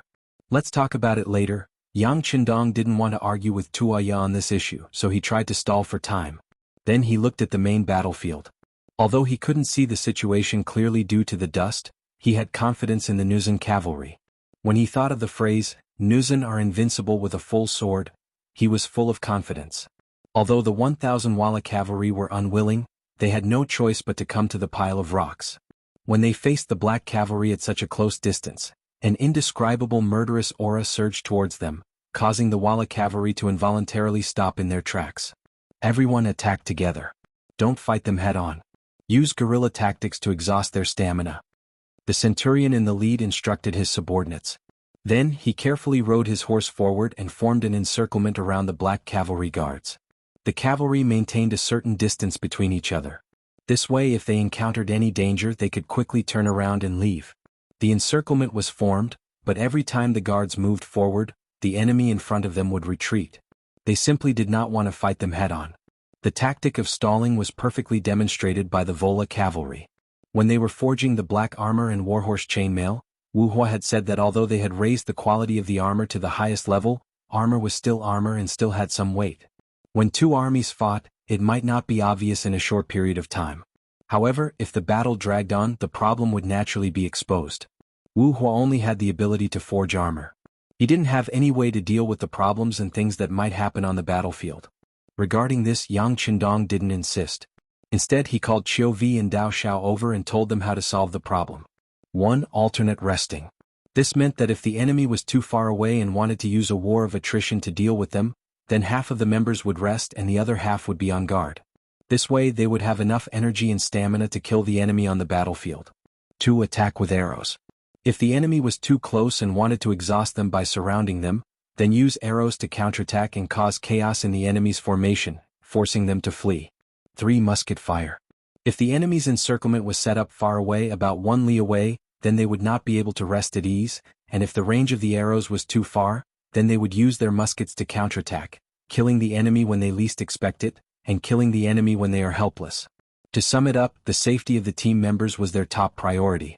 As for whether the appearance of the flintlock would allow others to guess their identities, they couldn't do so much in a situation where their lives were threatened. Yang Qindong's plan was very comprehensive, taking into account the distance and any possible situation. Therefore, when they saw that the other party was only surrounding them without attacking, no matter if it was Chou Wu, Dao Xiao, or the other guards, they did not feel frustrated at all. Instead, they followed the plan and took out their bows and arrows, launching a fierce counterattack. The Wala cavalry was less than 100 meters away from the black cavalry, which was the best range for arrows. When arrows were taken out from the quiver, they pierced through the air and greeted the Wala cavalry, and a one-sided massacre began. At such a close distance and with the strict archery training, the black cavalry could not say that they were always accurate, but at least 30% of their arrows hit their opponents. This was because the Wala cavalry only needed to dodge and did not need to think about attacking. Otherwise, this accuracy would have been even higher. As for the Wala cavalry, when faced with the arrows of the Black Knights at close range, there would always be someone who would be hit by the arrows one after another. Some of them would be killed by the arrows and fall from their horses. If they were injured, they would lie on their horses and lose their ability to fight. The feeling of being a live target was naturally not good. The Vola cavalrymen also began to retaliate with their bows and arrows. Unfortunately, their arrows were very accurate, but regardless of whether they hit a person or a horse, they only left a white mark before falling back to the ground. They didn't cause any damage at all. This was not an exchange of arrows, it was a massacre. With no choice, the Wala cavalry could only retreat and get out of the effective range of the arrows. Charge. Captain Qiu Vi of the Black Cavalry seized this opportunity. When the Wala cavalry formation was in chaos and retreated, he suddenly launched a counterattack and caught the Wala cavalry off guard. In the process, hundreds of knights died under the sharp sabers of the Black Cavalry. The initiative was completely in the hands of the Black Cavalry. Although the Wala cavalry had the advantage in numbers, it was difficult for them to say anything. They could only follow from afar and did not dare to get closer. Taking advantage of the gap, half of the black cavalry jumped off their horses to reduce the weight of their comrades and try to recover as much energy as possible. In the eyes of the Walla cavalry, this action of the black cavalry was seen as an opportunity, and they took the opportunity to launch 2 attacks. However, because the distance was too far, the black cavalry had enough time to jump on their horses and get into a defensive position. Not only that, they took advantage of the fact that their opponents could not immediately move away and launched 2 counterattacks, killing hundreds of their opponents. After 2 attacks and many corpses, the Walla cavalry became smarter. They only surrounded the black cavalry from afar and allowed them to rest. They did not take another step forward. Haliruo watched helplessly as the cavalry he sent out was unable to do anything to the Black Knights. He wanted to scold these people for being cowards, but considering that they had already lost more than 40% of their men, continuing to fight would only bring disgrace upon themselves. Thus, he gave up on ordering the cavalry to continue attacking. Instead, he set his sights on the main battlefield. In his mind, as long as he achieved victory on the main battlefield, he would be able to use the advantage of numbers to charge towards the pile of rocks. At that time, the hundreds of Black Knights would definitely be in his hands. The sun had already set and the sky was gradually turning dark. The dust on the main battlefield did not fly as high as it did at the beginning.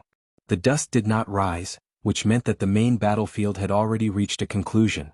At this moment, both Yang Qindong and Hara were doing their best to keep an eye on the battlefield. Victory or defeat on the main battlefield was very likely to affect the victory or defeat of the other side. Follow me and kill.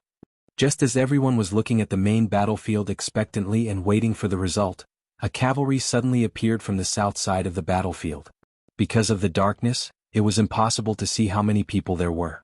However, judging from the battle cries, it was not a small number. Are these the enemy's reinforcements? Har stood on his horse and listened attentively. His expression was not good. He relied on the strength and numbers of the Walla cavalry.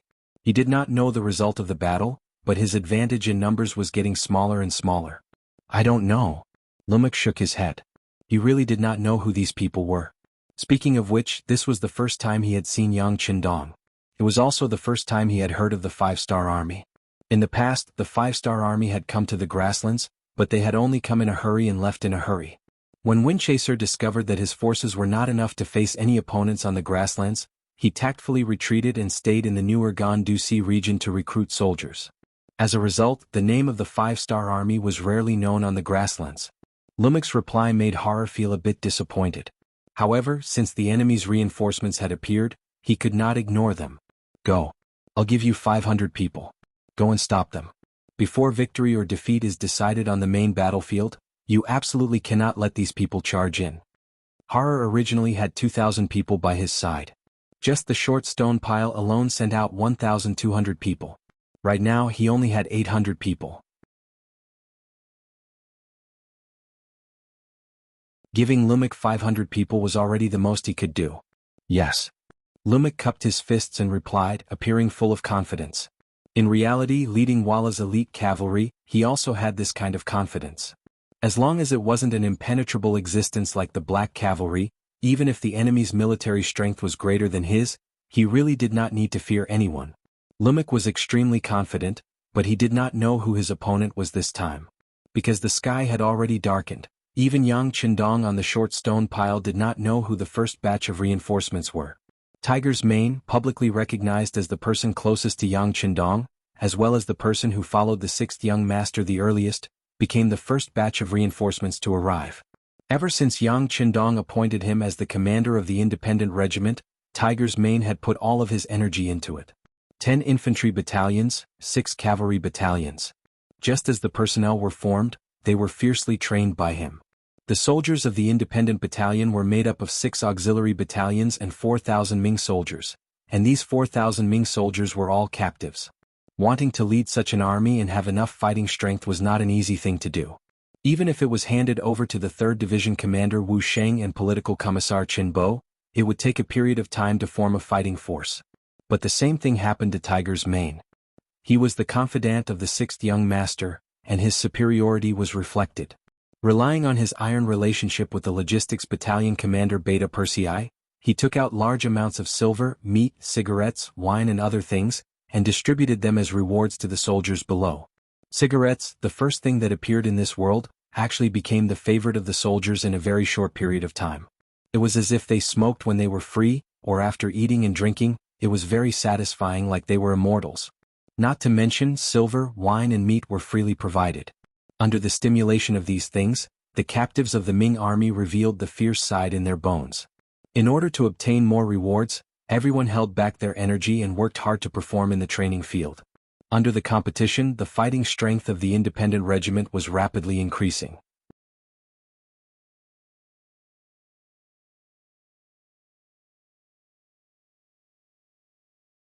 Chapter 685. Tiger's Mane was overjoyed when he saw the changes in his army. He was waiting for the battle to start so that he could show off to his brothers and the sixth young master that he was also a talented soldier. Just as he was thinking about when the battle would start, a scout reported that the sixth young master was about to fight with a group of 5,000 Walla cavalry at the Stony region. On his side, there were only 3,000 cavalrymen from the Nuzan cavalry division. When Tiger's Mane heard the news, he was both excited and nervous. He was excited because his chance to show off had come. He was also nervous because he was worried about the loyalty of the Nuzan cavalry division. If they were to change sides on the battlefield, the young master only had 2 guards with him. That was only 100 people. How could he protect him?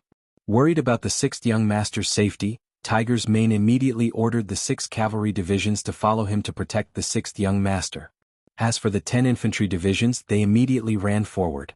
Before they left, Tiger's Mane didn't forget to provoke his soldiers. Listen up, you will never fail when you follow the sixth young master in battle. This time the enemy has 5,000 cavalrymen. If you do well, you can turn from infantry to cavalry. Of course, in a battle like this we can't care so much. No one knows if we will be able to get that many horses. For the sake of fairness, we can only rely on first come first serve. Those who arrive first will get a horse, those who arrive later will get nothing. Let's go. Charge. After everyone understood Tiger Edge's meaning, the 10 battalions began a mad race. It was as if they were afraid that they wouldn't be able to get a warhorse if they were late. Everyone ran with big strides as if they were afraid that they wouldn't be able to get a warhorse. As for Tiger's Mane, he had already led the 6 cavalry battalions and was the first to arrive on the battlefield. Once they entered the battlefield, the sky was getting dark. Tiger's Mane didn't have time to analyze the situation. But from the looks of it, the young master's safety should be guaranteed. Since that was the case, he would kill the enemy first. The more enemies he killed, the more his side would gain victory. Coincidentally, Tiger's Mane was still thinking about how to find an opponent when Lumak appeared with 500 Walla cavalry. The uniforms of the 2 sides were completely different. With just a glance, Tiger's Mane could determine that the other party was an enemy. In addition, Lumak was charging towards him with his saber. It was clear whether he was a friend or a foe. Come on, let's kill together. Kill one and you get 10 cigarettes, half a caddy of wine, 10 taels of silver, and half a caddy of fatty meat. Kill. With a loud shout, Tiger's Mane announced the bets one by one. Then he leaped into the air and charged at Lumak. With great rewards there will be brave men. Under the stimulation of such material rewards, the 6 cavalry battalion's eyes turned red. They all rushed forward, giving the impression that if they were late by 1 step, there would be no one to kill and they wouldn't be able to get anything good. They charged towards the battlefield like wild beasts. Tiger's Mane, who was wearing a black cape, was like the tip of an arrow. He was the first to arrive in front of the Walla army cavalry. With a wave of his saber he met his opponent head-on. Ding! After a crisp and clear sound of collision, the 2 figures passed by each other. The Walla cavalry's warhorse swayed. It was obvious that they were knocked back by the force of the collision. Feeling the pain from his arm, the Walla cavalry soldier's eyes flashed with extreme shock. This person was Lumak. He had also taken the lead and wanted to win with 1 strike. He never thought that the strength he was so proud of would be at a disadvantage in the first clash. Who is that person? The thought only appeared in his mind. Before he could analyze it, more cavalry soldiers appeared in front of him. They were the independent cavalry soldiers that followed Tiger's Mane. When they saw Lumak appear in front of them, they all rushed to kill him. They ignored the general's armor on Lumak. At this moment, this person was meat on their plate. They only thought about how to eat him. Ding ding dang dang. In a short period of time, Lumak continuously exchanged blows with more than 10 independent cavalry soldiers. The saber in his hand finally broke into 2. Even though he was a general and the quality of his saber was not bad, under continuous collisions and in front of an even sharper saber, it was not easy to hold on for so long. When the saber broke, a layer of cold sweat appeared on Lumek's head.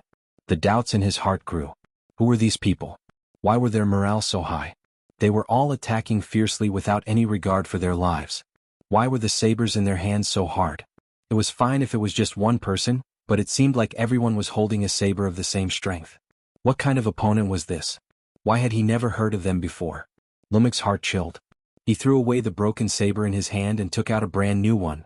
He turned around and attacked. He was indeed afraid of being killed. When he turned around, he wanted to retreat with his brothers and then inform Haruo of the news. There was no way to win this battle. After turning around, Lumek relied on his good martial arts and skillful horse riding skills to dodge the attacks of the independent cavalry soldiers again and again. But the more he did this, the more frightened he was. This was because he realized that from the time he turned around until now, he did not see a single one of his subordinates. Could it be that they were all killed? Or had they escaped? Impossible. How long has it been? His subordinates are all experienced elites. They can't all be killed. They must have escaped. He thought firmly in his heart, or rather, he comforted himself. Finally, Lumek discovered an extremely serious problem. He was completely surrounded. There were enemies everywhere and he couldn't escape. Whether Lumek was willing to believe it or not, the 500 cavalry soldiers he brought with him were all killed by the independent cavalry soldiers. They originally had the advantage of numbers. 2,000 against 500. In addition, under the stimulation of the tiger's mane, the morale of the soldiers was at its peak. Everyone wanted to achieve military merits. Everyone used all their strength. Under such momentum, the 500 Walla cavalry soldiers were like small boats in the sea. They were quickly swallowed up. Even so, there were still many independent cavalry soldiers who did not have the chance to kill anyone. Thinking that so many military merits and rewards were about to leave them, they all cursed angrily. Who the F***ck is so fast? So cheap. Will it kill you to leave me an opponent? Who said it wasn't? In the blink of an eye there is no living opponent. Even if you want to snatch military merits, you don't have to be so fast. I still want to eat meat, drink wine and smoke. Hey, there is still one alive here. Haha, no one fight with me. This is mine. Bullshit, I've had my eyes on him for a long time. This person's life is mine. No, it's mine. It belongs to whoever kills him. Go. Battle cries and angry shouts rose and fell one after another. When Runk heard these voices, he was shocked and started to hate himself. Why did he only know Chinese? If he didn't, he wouldn't be so shocked. Runk thought to himself, why did I know Chinese? If I didn't, I wouldn't be so shocked. Of course, now was not the time to think about this.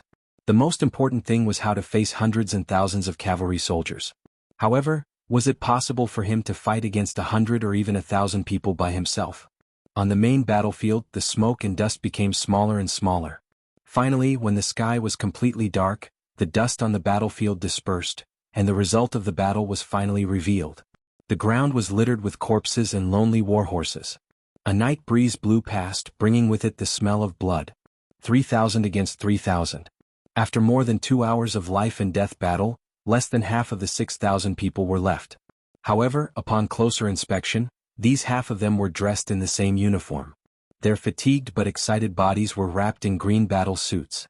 They were the warriors of the Nuzan Cavalry Division. After a bloody battle of 3,000 people, the remaining 2,500 people were all members of the Nuzan Cavalry Regiment. Although many of them were injured, they were still standing on their horses, which proved that they were the victors. After experiencing such a bloody battle, as long as their bodies recovered, there would be an additional layer of iron-blooded aura around them. After experiencing a life-and-death battle, they would also have some personal insights. They would have more skills to survive and a chance to survive in the future battle. We won. Ela looked left and right. Although his vision was limited due to the darkness, he still couldn't help but shout out in excitement when he saw that all he could see were his own people. Following this shout, there were more responses from the surrounding people.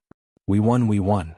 Standing on a pile of rocks, Yang Qindong saw this scene and couldn't help but relax, a hint of a smile on his lips.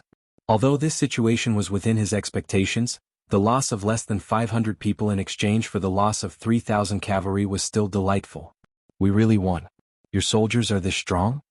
Tua Ye's beautiful eyes widened once more, and when she looked at Yang Qindong, there were a few stars in her eyes. Although Yang Qindong did not make a move in this battle, his identity as the commander had been confirmed without a doubt. To possess such strength at such a young age, it was not an exaggeration to call him a hero. Every girl had a dream of becoming a hero.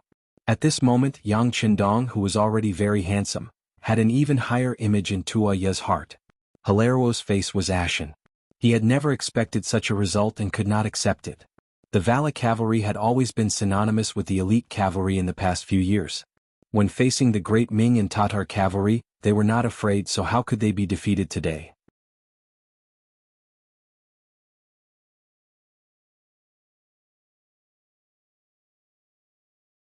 Chapter 686. Young Master, General Lumek's army has been completely annihilated, and the general has also died in battle. We should withdraw. A guard rode up to Hilaro and spoke in an urgent voice. He didn't directly say that they had lost and only said to withdraw. This was already giving Hilaro a lot of face. Although the young master couldn't figure out the reason, his desire to live still prevailed. Okay, we'll withdraw now. Withdraw. Young master, should we inform the others to retreat as well? Another bodyguard seemed to have suddenly thought of something as he asked. No need. Let them stay and block the enemy. The rest of us will withdraw. Hilaro had completely calmed down. It was precisely because of this that he said this. From this point alone, it could be seen that he was a ruthless person who would do anything to achieve his goals. Under the cover of darkness, the chaos on the battlefield, and the lag in information, Hilaro escaped without a word. What he left behind were the corpses of nearly 5,000 cavalry, including Lumek and the captives. Hilaro made a very smart choice and left with less than 10 guards, so no one discovered his tracks. It wasn't until the battlefield was cleaned that they discovered that his corpse was nowhere to be found. But this wasn't important. What was important was that they had won this battle. The Jurchen cavalry had used their own strength to prove their ability and obtained Yang Qindong's attention. It was already late at night, and the short stone pile was still brightly lit with torches. After the battle, the Jurchen cavalry were still cleaning up the battlefield. Fortunately, Tiger's Mane arrived in time with the 6 cavalry battalions of the Independent Regiment, greatly increasing the speed of the cleanup. The 5-starred flag was still there as before, unfurling in the wind. Beta Persei had already prepared a military tent for him to rest in. More than usual, he had prepared an extra tent for Princess Tuoya. This time Tuoya didn't escape. When the battle wasn't over, she even pulled out her saber as if she wanted to charge down with Yang Qindong. Her image as a heroine won the basic respect of everyone. It was late at night and Yang Qindong hadn't gone to bed yet. He called Tiger's Mane, Yi La Lu Dai, and the others over for an impromptu military meeting. Looking at Tiger's Mane and Yella, Yang Qindong's words of encouragement rang out. The Nuzan cavalry performed very well in this battle. You will be rewarded handsomely and your contributions will be doubled. You will have the first pick of the captives to make up for the losses in this battle. After daybreak, collect the bodies of the martyrs and hold a memorial service. The Independent Regiment is worthy of praise for their timely rescue. The extra war horses will be used as a reward to gradually develop all of the infantry into cavalry. Thank you, young master. Thank you, 6th young master. Tiger's Mane, Yella, Lu Dai, and the others were all overjoyed. Although they had also lost people in this battle, especially the Nuzan cavalry who had lost close to 500 people, how could there be no deaths in a war? For the sake of Jurchen's future, this sacrifice was worth it. After the meeting, most of them didn't rest. Instead, they continued to clean up the battlefield. They dug several huge pits to bury the dead. This was also a form of respect for their opponents. Otherwise, in such an environment, the corpses of the dead soldiers would end up in the crow's hands. Summer nights were always very short. At around 3 o'clock, the sky had already begun to brighten. The field of vision was vast, and the speed of cleaning up the battlefield became even faster. After burying the dead, Yella and Lu Dai also selected 500 elite soldiers from the captives. As long as they trained a little, they would be able to make up for the losses in the previous battle. Tiger's Mane counted the number of war horses. There were more than 4,000 of them. When the 10 infantry battalions arrived, all of them could be turned into cavalry. The cavalry and horses were like brothers. It was precisely because of this special relationship that when the cavalry charged, very few people would take the initiative to hurt the horses. Unless they couldn't fight, otherwise, no one would deliberately hurt the horses. In this way, it was convenient for the 5-star regiment and helped the Independent Regiment. When the sky was completely bright, breakfast was already ready. Smoke rose in spirals from the kitchen and the aroma of meat floated everywhere. Tuoya also woke up from her sleep in the tent. She looked at the 5-star army with a curious expression on her face. Breakfast was ready, but the 5-star army didn't satisfy their appetite. Instead, they gathered together and held a memorial service for the dead soldiers under the leadership of Yang Qindong. Their achievements were read out loud. Even the names of the people were read out by Yang Qindong. Many of the Nuzhan cavalry cried at the scene. Obviously, after this memorial service, they were moved by Yang Qindong's actions and became more united. After killing a few Walla prisoners who refused to surrender to comfort the souls of the dead soldiers in heaven, breakfast began. Although the food was not as warm as before, none of the soldiers said anything about it. The memorial service still lingered in their minds for a long time. Some of them even thought that if they died in battle, their names would be read out by the 6th young master in front of everyone. Perhaps that would be the proudest moment of their lives. 7 a.m. The sun hung high in the sky. Anyone who knew about the weather knew that today was going to be another sunny day. At this time, a large number of cavalry suddenly appeared from the northeast direction of the short rock pile. A large number of cavalry appeared in the northeast direction. Everyone get on your horses and get into formation. After the scouts at the front reported the news, the 5-star army became lively. No matter if it was the Nuzhan cavalry or the soldiers of the independent regiment, no one felt afraid at this moment. Instead, they all revealed a firm fighting spirit. Perhaps people would die in war, but for some people wasn't it a chance to show off? Tuoya stood at the highest point of the short rock pile and looked from afar.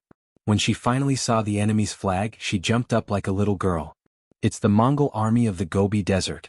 It's the Mongol army of the Gobi Desert. Everyone don't be nervous. They're on our side. The 5-star army didn't seem to hear them. Everyone's eyes were still filled with determination and killing intent. Report. A large number of infantry appeared in the east. It should be the independent regiment's infantry. The scout reported another piece of news. Yang Qindong, who was riding on the white dragon horse, smiled. Let Tiger's Mane bring them here. Commander Yen, come here. Yang Qindong pointed at Yenda, the company commander of the reconnaissance battalion who came to report the news. While the latter looked excited, Yang Qindong called him to his side and whispered something to him. Then, he nodded repeatedly and spurred his horse away. Soon he disappeared without a trace. Tuoya didn't look at what Yang Qindong was doing. After seeing the 5-star army's strong fighting spirit, she was still full of fighting spirit even though she didn't have much rest last night. She left on her horse and went straight to meet the Mongol army of the Gobi Desert. After seeing the 5-star army's fighting strength, she didn't want her own army to be enemies with them. That wouldn't be a good thing. As soon as Tuoya left, Beta Persei came to Yang Qindong. Young master, Princess Tuoya still has a good impression of you. You might be a family in the future. Do you want me to tell the brothers to relax? Don't be so tense. You're acting like enemies. How can we be a family? Beta Persei, I think your skin is tight recently.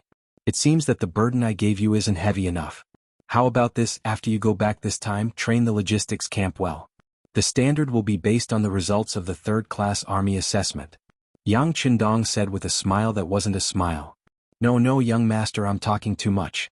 I didn't say anything. Beta Persei kept waving his hands and immediately admitted defeat. How could he not know what the logistics camp was like? They were all old and weak Baiming captives. Some of their bodies could be described as thin as a match. It was a miracle that they could live until now. How could they be trained to the level of a 3rd-class army? Even a 4th-class army would barely touch the boundary. Beta Persei admitted defeat. Yang Qindong didn't want to pursue him. Instead, he looked at the approaching Gobi Desert Mongol army and said, Remember, in this world, benefits are always as big as the sky. With enough benefits, enemies can become friends and friends can become enemies. This requires us to be vigilant at all times. We can't make the mistake of underestimating the enemy because of taking things for granted. If that happens, we'll be the sinners of the army. Beta Persei nodded thoughtfully as he listened. Only Yang Qindong knew that the 5-star army could be considered as a lone army on the prairie. Any force here could become a friend or an enemy. Once a step was wrong, it could lead to eternal damnation. As the commander of an army, he must be careful. Tuoya rode a horse to meet the approaching Gobi Desert Mongol army. In the leading position of the army, she saw a middle-aged man in his 50s. A woman's voice of joy sounded first. Father, why are you here? Tuoya. When the middle-aged man saw that the person coming from afar was his only daughter, his frosty face finally changed and a smile appeared on his face. When the father and daughter reunited, Sudor Khan looked at his daughter and found that she didn't change at all. When he found that there wasn't a single wound on her body, the smile on his face slowly disappeared. Baoyin came back and said that Hararuo, that bastard toad who wants to eat swan meat, brought a lot of cavalry to threaten you. Since you're fine now, where is he? Don't be afraid, although father came in a hurry this time, I also brought 20,000 cavalry. Sud's bloodline was a branch of the Golden family. Although it couldn't be said to be completely orthodox, there was a natural nobility in the bloodline. People like him were prideful. Once someone like him decided to do something, he would have a lot of charisma. Being able to gather 20,000 cavalry in such a short time was enough to show his ability.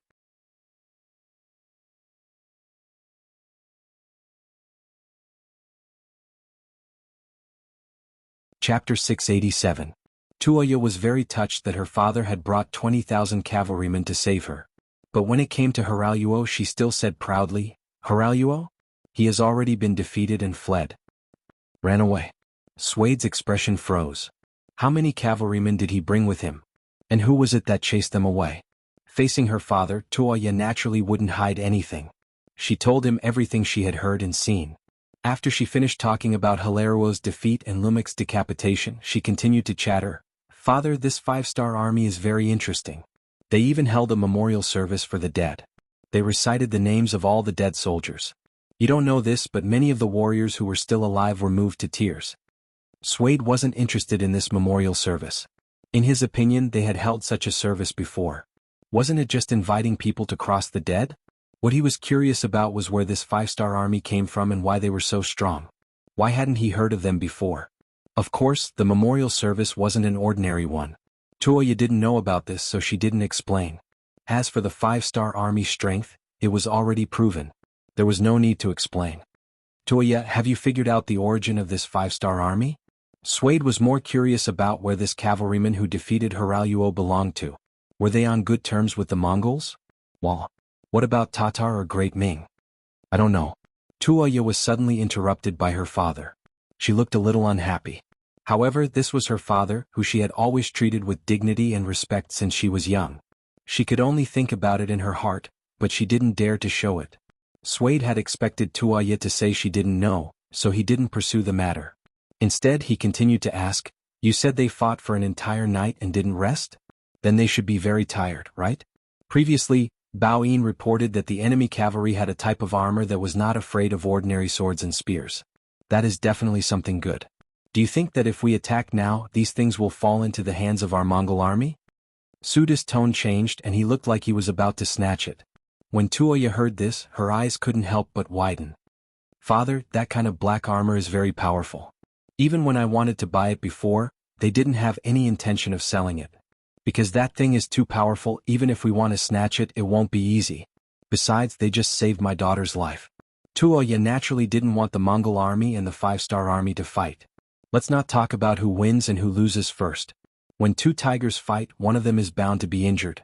At that time, no matter who won or lost, it would not be the result she wanted to see. Tuoya's impatience had already shown on her face, and she seemed to want to dissuade him.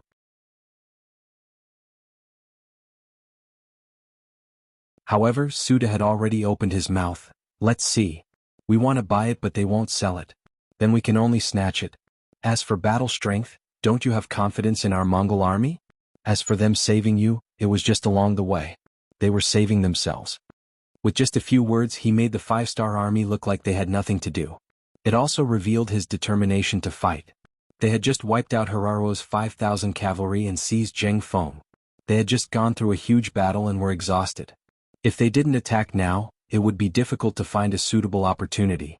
Kamubala secretly passed down the order. When I give the order, the entire army will charge. Since he had made the decision, Suda naturally wouldn't be disturbed by others. He gave the order in front of Tuoya. Kamubala, translated from Chinese, meant white tiger. This person was indeed the bravest general by Suda's side. Knowing that there was a battle to fight, he immediately agreed with a face full of excitement. He turned around and let his personal guard pass the message. Father, you can't. Tuoya's eyes were filled with shock. She knew the battle strength of the 5-star army. She also knew how powerful those black cavalry guards were. Although they had just gone through a huge battle, she felt that when facing Hiraruo's 5,000 cavalry, the 5-star army didn't use their full strength. At least, that young Master Yang didn't show any signs of worry. When she thought of that young face and his casual attitude towards everything, Tuoya didn't know why, but she felt a wave of uncertainty in her heart. Baoyin, take the princess away. If she shouts again, seal her mouth. Suda seemed to know that Tuoya would stop him and was already prepared. After giving the order, Baoyin walked out from the troops and looked at Tuoya with a troubled expression. Princess, I'm sorry. After saying that, 2 cavalrymen walked in front of Tuoya and forcefully brought her to the back of the troops. Without any obstruction, Suda rode on his horse and led the 20,000 cavalrymen forward. In order to avoid alerting the enemy, he didn't speed up. On the surface, everything seemed normal. Tuoya had already said that there were less than 10,000 soldiers in the 5-star army.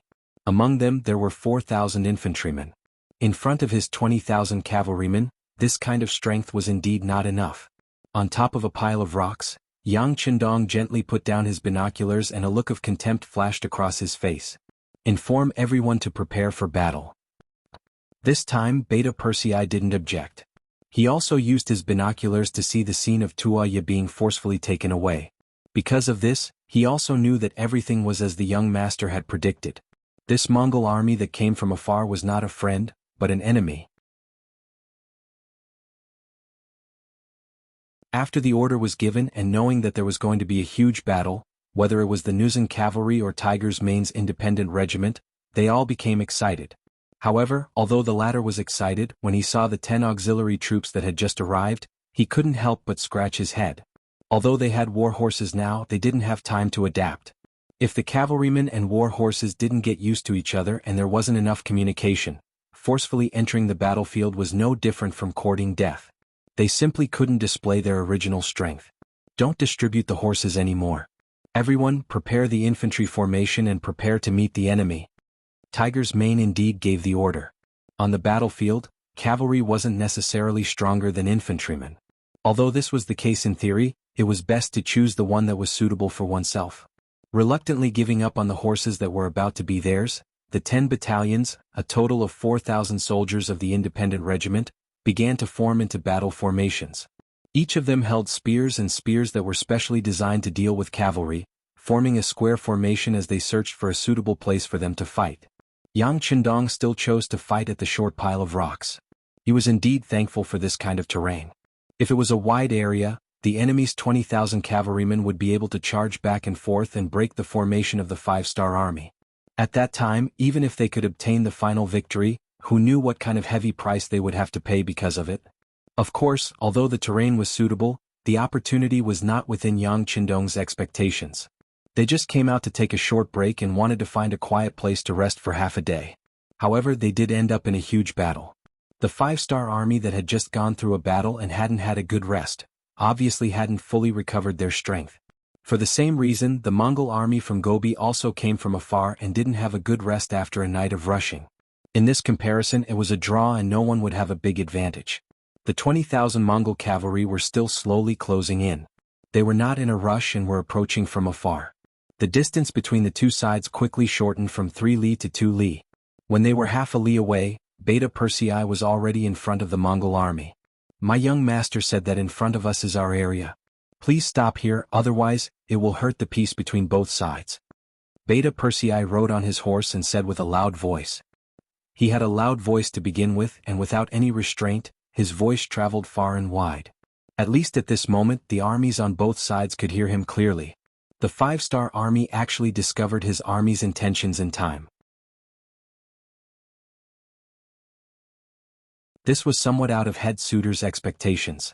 He didn't know that Yang Qindong and the others were watching his every move with binoculars. He also didn't know that Yang Qindong, who had undergone lip-reading training, had already seen through every word he said. But this was no longer important. Since the other side was about to shed all pretense of cordiality, what was there to hesitate about? Head Suiter looked at Beta Persei and said, "This place has been our Mongol territory since ancient times. Yuhan people have already crossed the line by appearing here. What reason do you have for us to stop? It seems that your 5-star army is too arrogant. Do you really think that you are invincible just because you defeated the incompetent Halal? What a joke." After a burst of laughter, head suitor looked at Beta Persei again. His eyes were filled with killing intent. And you actually dare to stand in front of this Khan? Do you know that you are playing with fire by doing this? Now that we are so close, I can capture you with a wave of my hand. Where do you think you are going to run? Head suitor's face was filled with anger and hatred as he spoke. Once upon a time, the Mongols were so mighty. Their ancestors had crossed the Eurasian continent, and no matter where they went, they had no opponents. It was because of the appearance of the great Ming Dynasty that their legend of invincibility was broken. Emperor Zhu Di of the Ming Dynasty personally led the army to attack the Mongols 5 times and suppressed their former glory. Just based on this, he had no reason to be nice to the Han people. Perhaps in head suitor's heart, he had already classified the 5-star army as the Ming Dynasty's army. You're tuning in to the Han Li's Wuxia Chronicles YouTube channel.